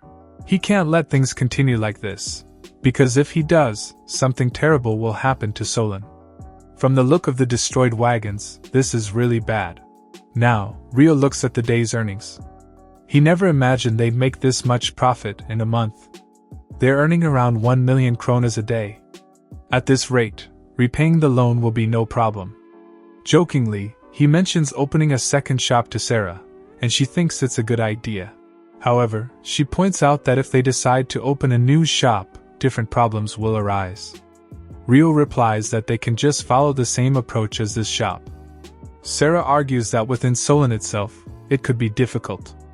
If they increase the number of shops in the same area, they'll end up competing for customers and stealing customers from each other. That's true, but it's not the whole issue.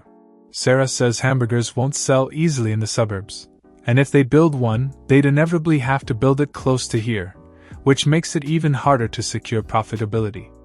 This is far more complicated than Rio first thought, and in the end Sarah believes that if they move forward, it would be better to expand to another city. But for that, they need time and money to research the city. Sarah adds there's another risk too: monsters. Merchants always face the risk of being attacked while traveling. Wait, did she say monsters? Just hearing the word makes Rio shiver, though Sarah says serious damage is quite rare even when incidents happen. Still, they'll need to hire guards, and that costs money. Rio can only scratch his head as he realizes opening another shop isn't that simple after all. Either way, for now it's better to develop this shop further and prioritize safety. Then the two of them hear a loud crash, looking confused. A moment later, Hannah appears and tells them there's an emergency. They both stand up and ask what happened, but Hannah can only say it's serious. Apparently, they received an urgent message from the Merchants Guild summoning the president and vice president of Sato Trading Company. And on top of that, it's a direct request from Lord Cerrito himself and the guild master. Naturally, Rio and Sarah rush straight to the guild, where they meet Doyle, the guild master of the Merchants Guild, and Lord Cerrito.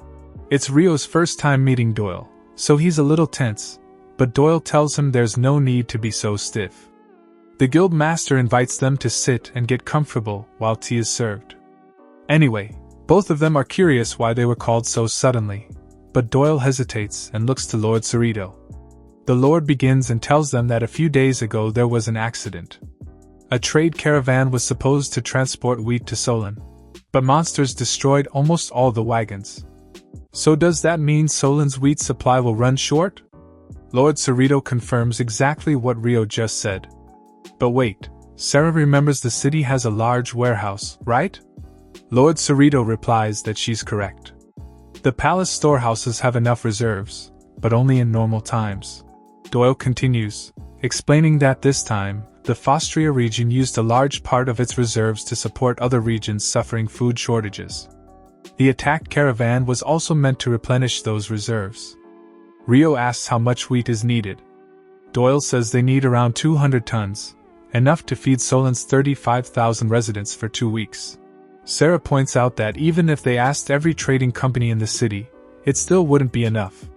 This problem can't be solved by ordinary means anymore, which is why they came to consult Rio, right? Finally, they get to the point. Doyle asks if our protagonist has any way to obtain an enormous amount of wheat. Can't he use his power to find a solution to this situation? Doyle asks him to help save Solen. For Solen's sake, Doyle asks Rio if he can help supply the city with wheat. And if such a request is even possible, the guild master also asks how much he can provide. In response, our protagonist says he'll have to check first as he opens his status screen. Right now, his total MP points are a little over 40,000. So if one MP produces about 800 grams of wheat, then they should be able to prepare that amount in 3 days. But even so, the guild master, Doyle, pleads again, hoping Rio will use his ability to help solve this problem. Our protagonist looks to Sarah to confirm, and she replies with a slight tilt of her head. Then Rio tells them to give him some time to think. He needs to gather Sato Trading Company's opinion before he gives an answer. The guild master understands and already has a room prepared for them.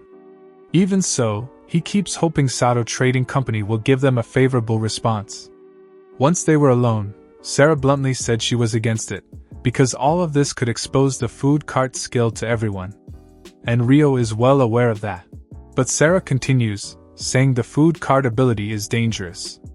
No, it's far more dangerous than Rio even realizes. If he wanted, he could create a massive fortune out of nothing, or even destroy the entire market. And if this ability becomes widely known, someone will definitely try to exploit it for evil purposes.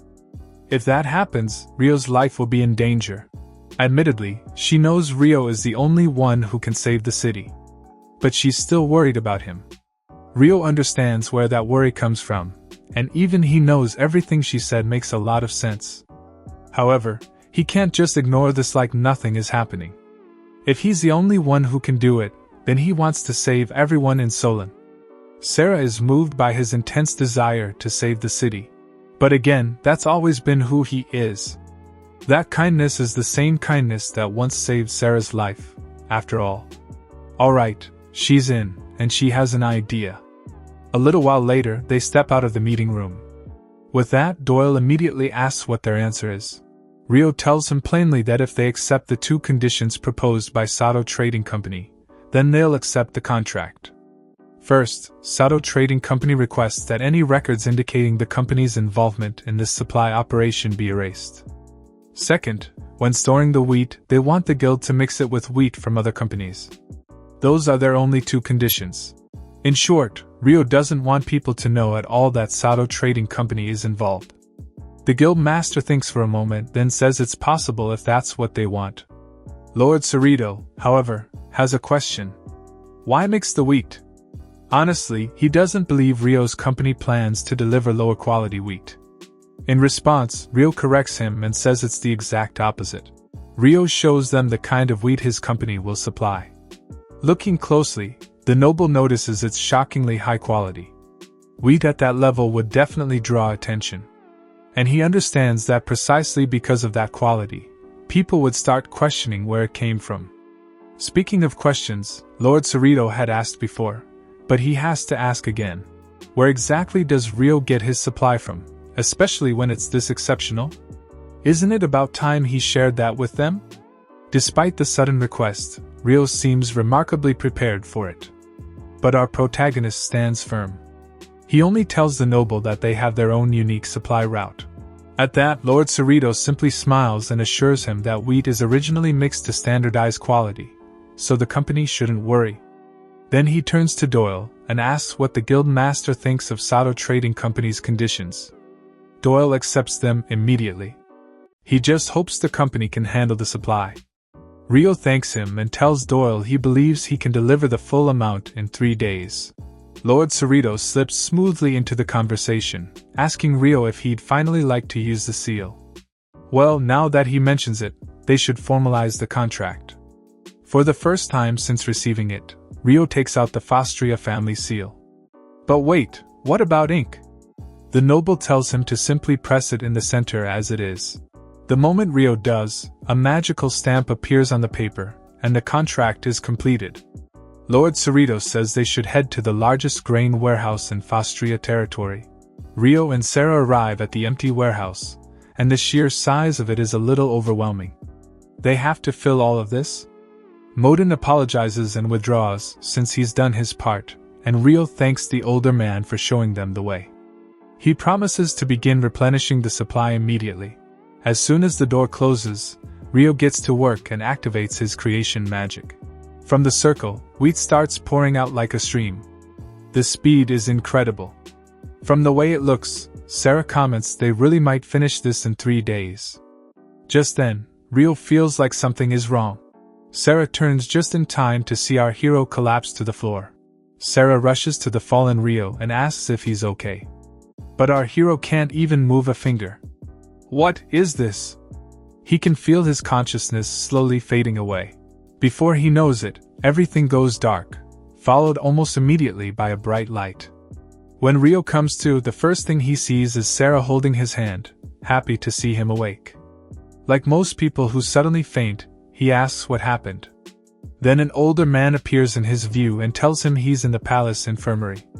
Sarah explains he suddenly collapsed while he was delivering goods. The palace doctor says his sudden fainting was caused by mild magical intoxication. It's a symptom that appears as a reaction when a large amount of magical energy is used all at once. So that's what happened. Anyway, the doctor prescribes a strange-looking brew, saying he'll recover instantly as soon as he drinks it. Judging by the mist coming off the bottle and the weird swirling liquid, it looks pretty suspicious. Rio has to ask again if he can really drink it, and both the doctor and Sarah assure him it's fine. Once he drinks it, he'll definitely feel better. Of course, Rio has no choice but to down it in one gulp. Thankfully, what they said is true. He does start to feel a little better.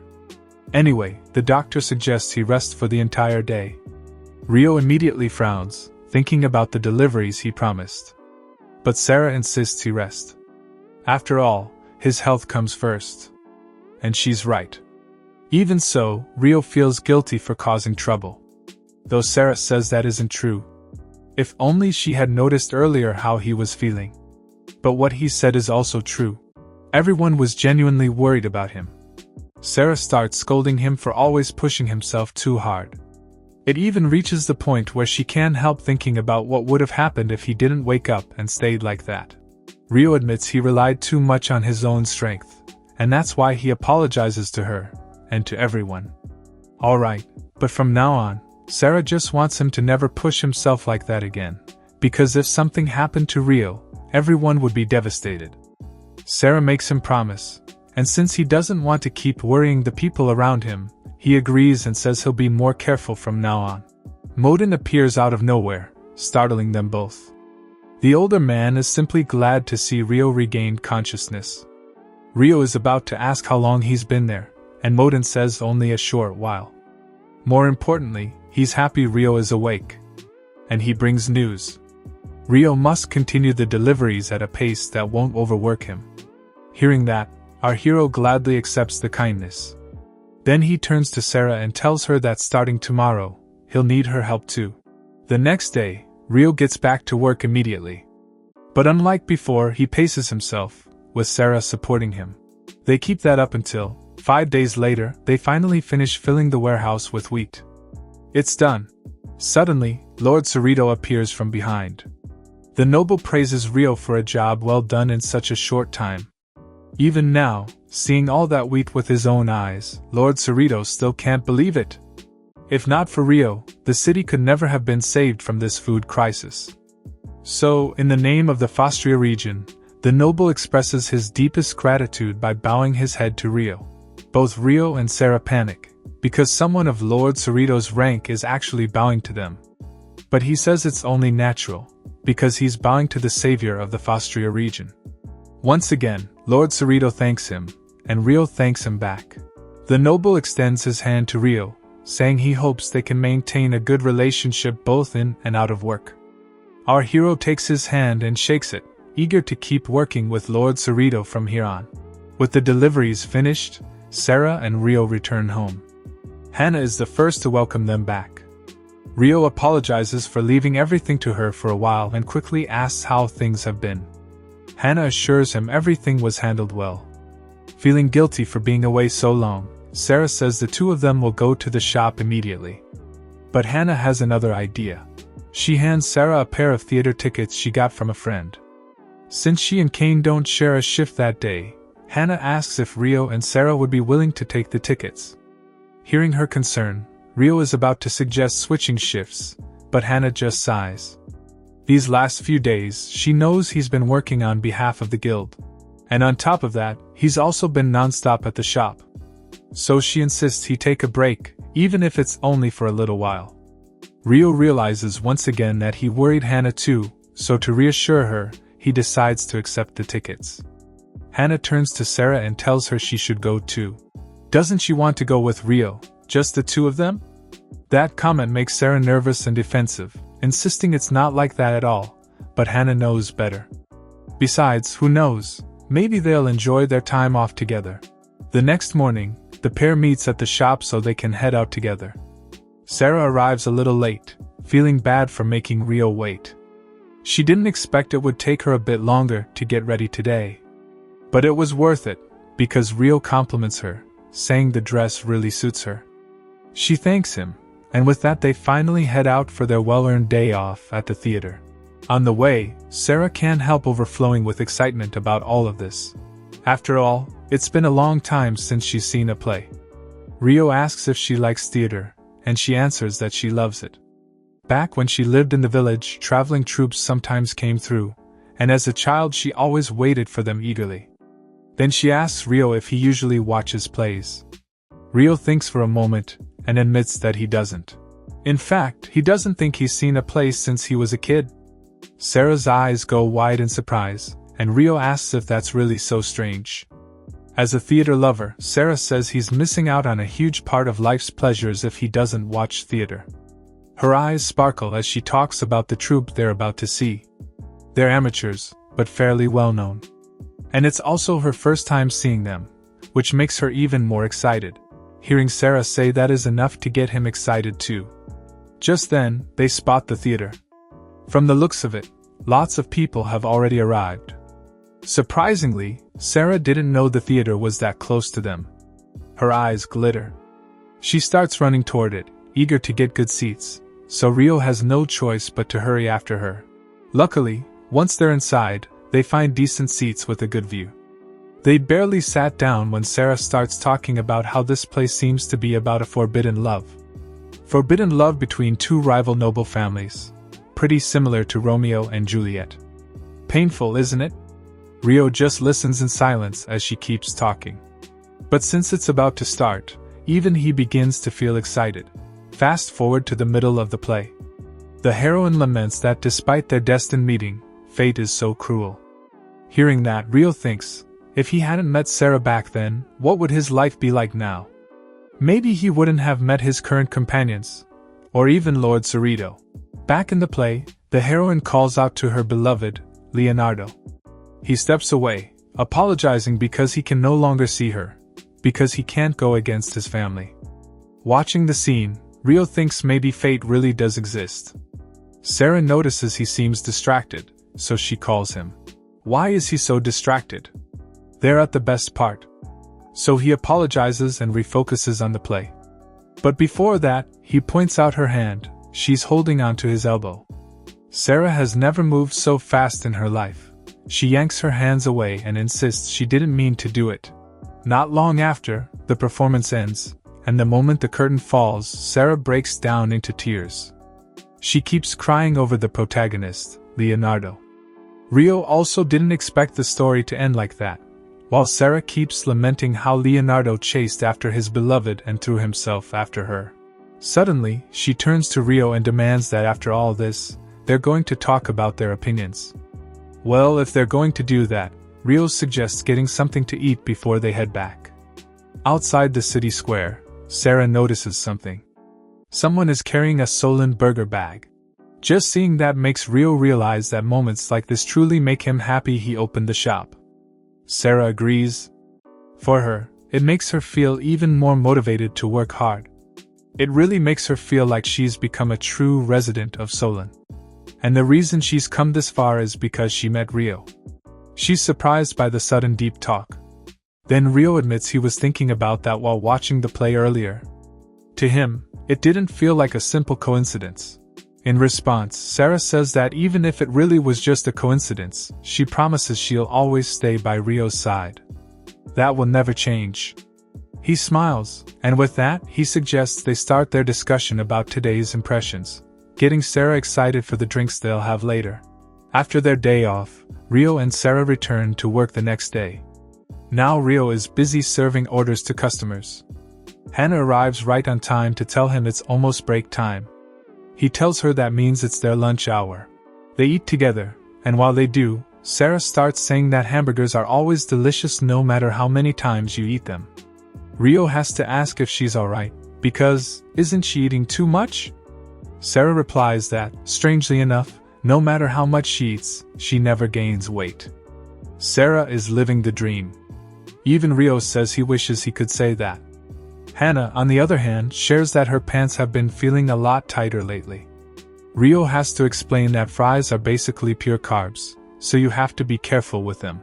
At that, both of them stare at him. Carbs? Sarah asks. What's that? Ah, right, Rio forgot he's from another world. He explains that foods like wheat and potatoes are things that turn into energy. Cutting back on them helps when you're dieting. It's the first time the two of them have heard anything like that. They didn't know people thought about food that way. Just then, Alan appears, apologizing for bothering Rio during his break. As always, Rio stands up and asks what happened, worried about the shop. Alan struggles to explain it, and yeah, it's easy to see why, because of the next panel. Lord Cerrito struts in, looking way more like Majin Buu in noble clothes as he cheerfully asks for freshly made fries. Everyone's jaws drop when they see the noble. Not to body shame or anything, but how did he get like that so suddenly? Rio has to ask if this is really Lord Cerrito, and he proudly declares that yes, it's truly him. Then Modin steps in, distressed, admitting he can't ignore this anymore. What are they supposed to do about Lord Cerrito's weight? Even Modin is at his limit. Lord Cerrito is completely stunned by the older man's blunt honesty. So yeah, the situation is that Lord Cerrito ate too many fries and hamburgers, leading to a sudden weight gain. I mean, how could it not happen? Turns out Lord Cerrito was eating burgers and fries as snacks, little treats before bed. Modin admits his mistake was that every time he saw the young lord enjoying the food, he couldn't bring himself to stop him. Now that Rio thinks about it, Modin has been coming to the shop to buy them almost every day lately. The older man can't help but cry, because at this rate, the young lord's current physique could affect his duties as a ruler. Obviously, this is a serious matter. Rio decides he'll do everything he can to help. The moment those words leave his mouth, Modin grabs both of his hands and thanks him. This is a lifesaver, especially since they were just talking about dieting. Lord Cerrito, who heard it all, asks if they can make an exception for fries, and Rio says for now, they'll be cutting those down. With that, Rio tells them everything that happened in the back. Sarah never imagined Lord Cerrito's body would get that bad. Hannah, on the other hand, doesn't find it that surprising. Rio wants to come up with diet recipes that aren't too hard to follow, which makes Kane ask what his plan is. Actually, our protagonist already has an ingredient he wants Kane to use, and he hands it over. It's tofu. Rio actually learned how to make it recently. He says there are many ways to cook tofu, and to prove it, he'll make a dish he used to eat often back in his homeland. First, he skillfully chops the vegetables, then boils them with seasonings. Now for the fun part. He tells Kane to watch closely as he explains that when you add flour dissolved in water, it turns into a thick sauce. Finally, he pours that sauce over the tofu, and that's it. The tofu with thick sauce is complete. Rio offers it to Lord Cerrito, encouraging him to try it. The noble accepts and takes a bite. To his surprise, this tofu with thick sauce is genuinely delicious. The flavor is light, but the thick sauce coats the tofu with a strong, rich taste. Of course, Sarah is already eating the dish. She's devouring it, excited that it's tasty and healthy. This would definitely be a commercial hit too. Rio tells them that even he managed to lose weight thanks to tofu. Lord Cerrito thanks him, because with this, he thinks he'll be able to endure staying away from fries. Rio is glad to hear it. Meanwhile, he'll prepare other recipes and bring them to the noble later. Just then, Modin calls Lord Cerrito's attention. With a worried face, he hands the young lord a letter containing an urgent report from the Merchants Guild. Lord Cerrito opens it, and the moment he finishes reading, he looks distressed. He turns to Rio and says he has a sudden request, one that can only be entrusted to Sato Trading Company. He wants them to save a village. Save a village? What does he mean by that? Lord Cerrito says he wants Rio to provide food aid to a village, specifically Mai village. Hearing that, Sarah reacts, because her sister lives in Mai village. Lord Cerrito doesn't know that, but there's actually an even bigger concern. A rain dragon has settled near the village. A rain dragon settled near my village? That's impossible. Sarah grows even more worried. What about the villagers? Is her sister safe? Lord Cerrito assures her that her sister and all the villagers are unharmed, so she doesn't need to worry. Sarah sighs in relief, but Rio, on the other hand, feels curious about the monster. What exactly is this dragon? Lord Cerrito is a little surprised Rio doesn't know about dragons, so he explains. Dragons are beings that possess enormous magical power. Among them is the rain dragon, considered the strongest of the species. They say rain never stops in the region where it settles. According to legend, on a mere whim it can cause a massive flood and create a huge lake.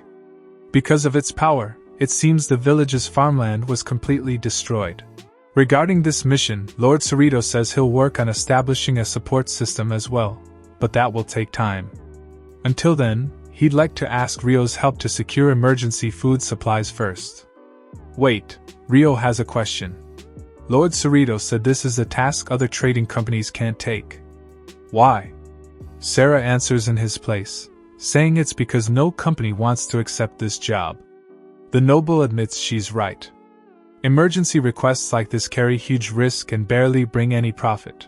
On top of that, securing transport routes is extremely expensive, and the distance is very long. And let's not forget the rain dragon. Obviously, despite all that, Rio says they should go. Sato Trading Company can handle it, and he personally asks Lord Cerrito to let him go. Lord Cerrito warns him that the rain dragon is truly dangerous and could put Rio's life at risk. Even so, will he accept the mission? Our protagonist is confident he can do it. And he has no reason to refuse, because this is also for Sarah. The noble smiles, praising him for always facing the extraordinary with surprising confidence. Very well. Lord Cerrito will give him all the support he can. They shake hands, and for this matter, the noble leaves everything in Rio's hands. Rio quickly explains the situation to his staff, apologizing to Hannah because they'll be away again for a while. The others don't object, since it's a direct request from Lord Cerrito himself. However, Hannah admits she didn't expect a dragon to be involved. But more importantly, she asks what will happen to the shop while Rio and Sarah are gone. Now that she mentions it, Rio says he wants to temporarily entrust the shop's management to Hannah's capable hands, to her surprise. Rio tells her how she's always closely monitoring everyone thanks to her skills. Sarah also fully trusts Hannah when it comes to handling accounts. Kane adds that he'll do everything he can to support his wife too.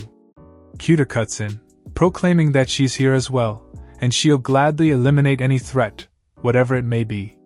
Yeah, that was awkward.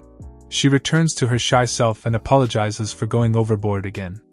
Rio says it's fine, since they'll be relying on her too. Hannah assures them they'll be okay, just leave the shop to them.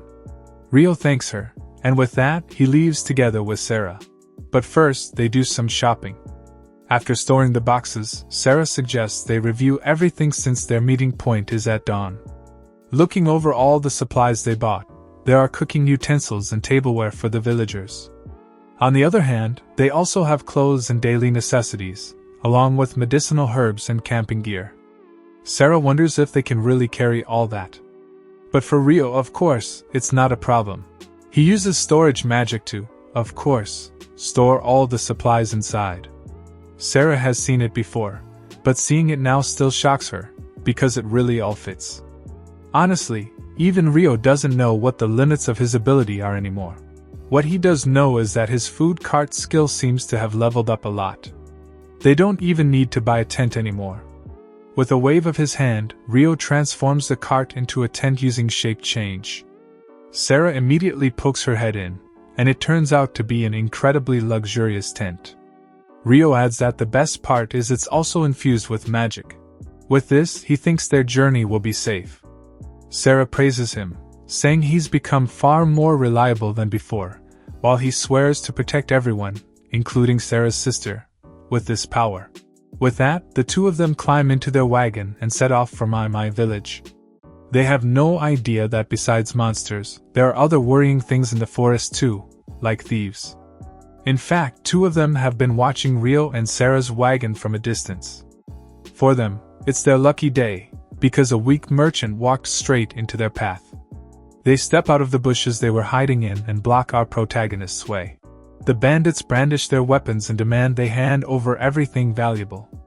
Rio is filled with fear at this sudden encounter when a voice from inside his wagon tells him not to worry, just leave it to them. One of the bandits is telling them to hurry up, but a moment later, something hits him and knocks him down. His partner is baffled. Do they have escort guards? Yes, they do. A hand grabs the remaining bandit's shoulder as the owner of that hand says these bandits have some nerve challenging an S-rank party. And just like that, the small-time evil is defeated. In the next panel, the bandits are shown tied up while Rio thanks the group for their help. Well, to them it was no big deal. That was easier than breakfast. Sarah steps in and says she didn't expect the witch's staff party to be protecting her and Rio. She's heard of their group all across the region. Rio, on the other hand, hasn't. He turns to Sarah and whispers if these guys are really that incredible. And Sarah tells him they're not just incredible. In this region, there are only 3 S-rank parties in the kingdom, and all 3 are famous. Rio is left speechless when he realizes the group in front of him is actually one of them. Then he hears laughter to the side. It's Emil and Yuffie, members of the party, amused by how clueless Rio is. They didn't mean anything by it. They just overheard Rio and Sarah whispering. Their leader, Lund, is sitting with another member, Damien. Lund knows Rio comes from a faraway land, so it's natural he wouldn't know Witch's staff. On the other hand, Lund and the others have actually heard a lot about the famous Sato Trading Company. People say the company is the rising star Solen is placing its hopes on. It's the first time Rio's heard something like that. Honestly, Lund finds it hard to believe, but after seeing the enormous toolbox, he's convinced. After all, it's the kind of ability every adventurer dreams of. Yuffie adds that toolboxes are rare to begin with, but Rio's is on another level. What's more, she can tell the tent is enchanted with powerful enhancement magic. Just hearing that makes Damien praise Rio even more. Anyway, Lund suggests they continue tomorrow and rest for today, since it's already dark. Rio is grateful for the group's help, so as thanks, he asks them to let him treat them to dinner at his restaurant tonight. That sparks Lund's interest. The group is about to experience a life-changing event. As always, Rio serves his signature dish and urges them to try the hamburger. Emil and Yuffie each take a portion and stare at it with curiosity. They've heard rumors about this so-called hamburger before, while Emil is amazed that fresh food can actually be stored like this. Lund opens his mouth wide and takes a huge bite along with the others. As usual, the four of them are stunned by how good it tastes. Like so many others, they can't believe how juicy the meat is, or how perfectly the ingredients blend together. Damien even says that even in the capital, it's rare to find food this good. Lund is already hoping for the next round and asks if there are more hamburgers. Emil joins in too, saying she wants more. Rio assures them there are plenty more where those came from, so there's no need to rush. Now that Lund has tasted Rio's hamburger, it's no surprise people call him a rising star, given his skill and reputation. Now he understands why the regional governor acknowledged Rio. That said, the leader quickly asks our protagonist if he'd like to join Witch's staff. Lund is pretty sure Rio fits the adventurer profession. That invitation makes our hero spit out his drink, because how does he fit being an adventurer? What part of Rio screams that? Rio can only tell him not to joke like that, leaving Lund a little disappointed by the abrupt rejection. Several days later, they finally exit the forest and approach Mai village. As soon as they arrive, they look for a place to spend the night so they can plan the next day. Sarah notices the weather has worsened, and Lund says it must be due to the rain dragon's influence. Sarah can only hope her sister is safe when, suddenly, they hear a loud crash. What was that? Up ahead, they see people in an uproar, with voices warning everyone to step back because it's dangerous. Then they finally see the cause of the commotion. The bridge has collapsed. On the other side of the village, a few farmers stare out at the fields, depressed because it looks like the rain won't stop.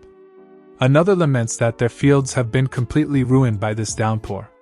Speaking of ruin, Sarah comments that the bridge leading into the village was destroyed by the rain. Looking at it now, she has no idea when help from Solen will arrive. The others are distressed too. What are they supposed to do now? Just then, they spot a carriage approaching in the distance. It soon stops, and Sarah runs over the moment she sees her older sister. The carriage takes them to a mansion inside the village. There, they meet Justin, the governor of Mai village, and his wife Luna, who is also Sarah's older sister. Justin shakes Rio's hand, grateful that he came all the way to their village. He admits that if things keep going like this, they have no idea what will become of the village. Rio introduces himself as the president of Sato Trading Company and adds that he personally asked Sarah to become the company's vice president. Justin lets out a relieved laugh because he never expected his wife's little sister would be the one coming to save them. Sarah, meanwhile, is focused on her older sister. She's relieved to see Luna is safe. Luna feels the same way, relieved that her sister and the others finally arrived. But wait, they heard the bridge collapsed. So how did Sarah and the others reach this side safely? Well, to answer that, let's rewind a few panels. So the bridge fell. This time, Yuffie steps forward, saying she'll fix it. She places a seed on the ground and begins chanting a spell. The moment she does, the seed sprouts, and huge vines grow out, stretching to the other side and forming a brand new bridge. Rio tells the story to Luna, amazed by the incredible power of magic. Lund explains they were called to the village because they can use magic related to engineering and construction. So when it comes to rebuilding the village, leave it to them. Emil, on the other hand, says she specializes in combat. Well, it's great to hear they're reliable and all, but Luna tells them the village's situation is really bad. Right now, most of Mai's fields are flooded and completely destroyed. Some houses in the low areas have already been submerged. Lund already saw the condition of the village houses when they arrived. Even so, he's confident they can fix everything in 3 days. Hearing 3 days, Justin can hardly believe it. Damien says that for them, that's about the reasonable limit. Anyway, Lund says they'll start working tomorrow, so Justin can rest easy. With that, the governor entrusts the reconstruction to their capable hands. This time, Rio asks Justin about the food situation in the village. Justin says it's critical, because the issue isn't just the fields. The stored provisions were also nearly ruined by the flooding. As a result, they've been rationing, but if this continues, they'll hit their limits soon. Oh no, this is much worse than Rio first thought. Alright, then the first priority has to be food distribution. Rio suggests they start on that right now.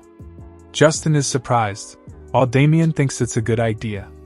In fact, everyone is pretty hungry at the moment.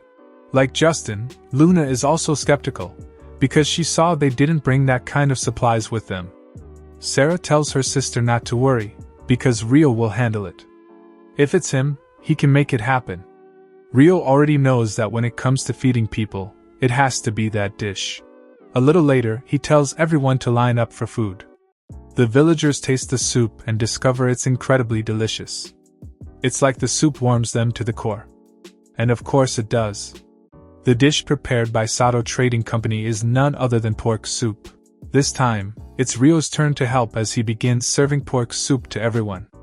The villagers can't stop praising it as they sip, talking about how the miso perfectly matches the spices and meat. One elderly man even wonders why it feels so comforting even though it's his first time eating something like this. It really is that delicious. The old man asks if he can have seconds, and several voices join in asking for another bowl. Rio tells them there's plenty, and asks them to line up in an orderly way. Luna watches the crowd gather around the food cart, and comments that Rio won everyone's hearts and stomachs with the very first meal. She hasn't seen everyone this lively in a long time.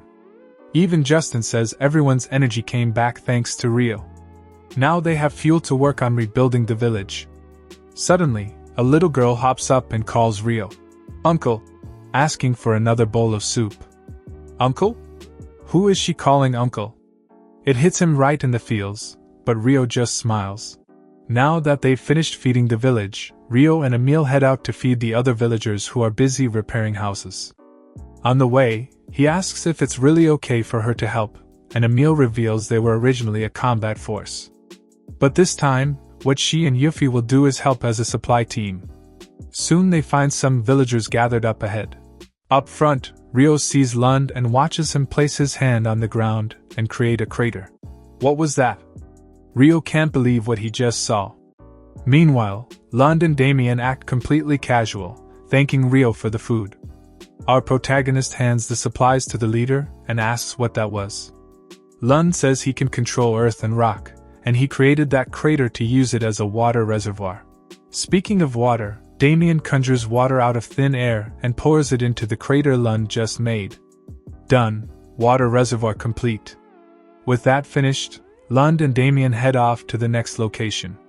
Watching their backs as they go, Rio wonders if what they just did is even possible for any human being. Just then, he also spots Yuffie. Perfect timing, because she's about to fix the roof of that house over there. Wait, the roof? Before Rio can ask how, Emil tells him to just watch. Yuffie begins chanting another spell, and a second later, vines of all sizes sprout from the roof. Another second later, they vanish, and the roof is completely repaired. Turns out Yuffie made the roofs would grow and fixed it. So this is the power of an S-rank adventurer. They can even apply skills to the elements. Rio returns to the cart, and sees they've finished distributing today's rations, and he thanks Emil for her help. With his work done, he can't stop thinking about how incredible everyone's abilities are. As for him, he didn't contribute much to the construction itself, and he feels a little down, since it's obvious he can't keep up with them. Just then, he hears someone call him, "Uncle," again. It's the same girl from before. The girl's mother finally catches up, apologizing to Rio because her daughter insisted on chasing after him. Since they're here, Rio asks if something is wrong. The girl, Clara, only has one thing to say. "Thank you, Uncle." She keeps telling him his bread was really tasty, and she's never eaten bread that soft before. She says everyone is grateful to him because they've never eaten food that delicious. Hearing her appreciate his food so much lifts Rio's spirits.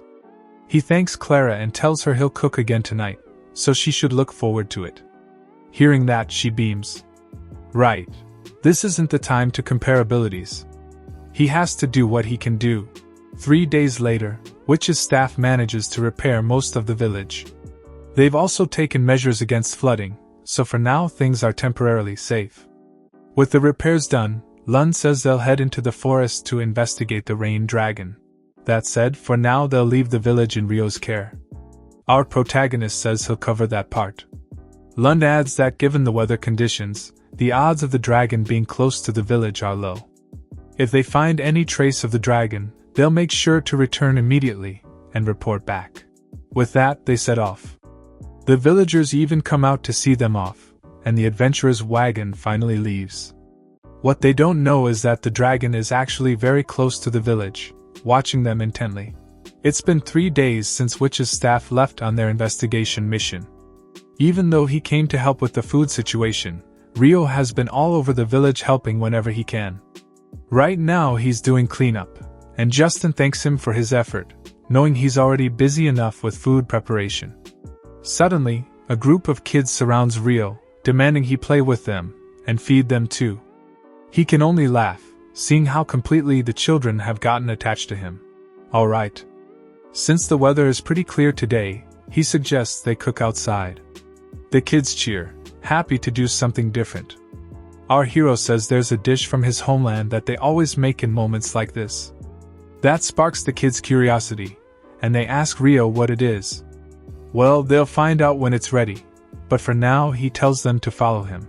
First, they cut the vegetables and meat into proper pieces. Then they saute everything together. Once it's cooked, Rio lets it simmer. Watching what he's making, one kid says it doesn't look that different from the pork soup earlier. Rio replies that the important part starts here. Taking out a familiar brown block, he says they'll add this to the dish. The kids crowd around, curious and a little suspicious. To them, it looks like dirt. Can you really eat that? Rio tells them it's not dirt, just wait and see. A little later, Rio drops the curry cubes into the simmering pot, and the kids can see the color change right away. Not only that, it smells incredible. The smell alone makes their stomachs growl. He tells them to wait patiently because it needs a bit more time. Thankfully, the kids accept it easily and don't throw a tantrum. Soon after, villagers start showing up, commenting on the delicious aroma coming from what Rio is cooking. Even Sarah is already drooling, excited for the food. Just from the smell, she knows it'll be delicious. More and more villagers appear. Rio tells them they made plenty, so they should look forward to it. Well, since everyone's waiting, Sarah suggests reading a story while it finishes. Sarah sits with the kids and starts reading. Long ago, an old man and an old woman lived together. The old man went to gather firewood, and the old woman went to the river to wash clothes. Suddenly, the current carried down a gigantic orange. Sarah continues, saying the old woman brought the orange home and opened it. Suddenly, a child came out of it. Rio already knows why the story feels so familiar. It's literally Momotaro. Back to the story. The boy grew up, became a hero, and fought the Demon King together with his companion and the 5 great dragons. Oh, so Sarah's version is different. In her version, the boy fought the Demon King, not just demons. Speaking of dragons, Rio wishes the rain dragon would join them too. Anyway, a kid runs up and asks if the food is ready yet. Rio says almost. He checks the rice and sees it's cooked, so now all that's left is serving. With that, the dish is finished. This time he serves them something new, curry. Rio urges everyone to line up. Justin finally gets a plate, and is amazed by this strange dish. It's a little spicy, but at the same time it makes you want to keep eating. One kid is already on his second plate, and Clara wants seconds too. In fact, a lot of kids are already lining up, so Rio tells them to line up calmly because there's still plenty to hand out. Watching what's happening now, Justin can't help thinking that not long ago the village was completely devastated, but now it's come back to life. Thinking about it, he never imagined the village would return to such a lively state. The villagers think the same, and they approach Rio to tell him that the arrival of him and his companions was a blessing. With that, they thank Rio from the bottom of their hearts. As always, our humble protagonist downplays it, saying he only cooked the food. Speaking of food, Rio is about to taste his own curry when suddenly a shadow falls over him. He looks up, wondering why it suddenly got dark. And to his surprise, It's the dragon. The monster speaks to Rio through telepathy, asking if he was the one who did this. And if so, it wants him to step forward immediately.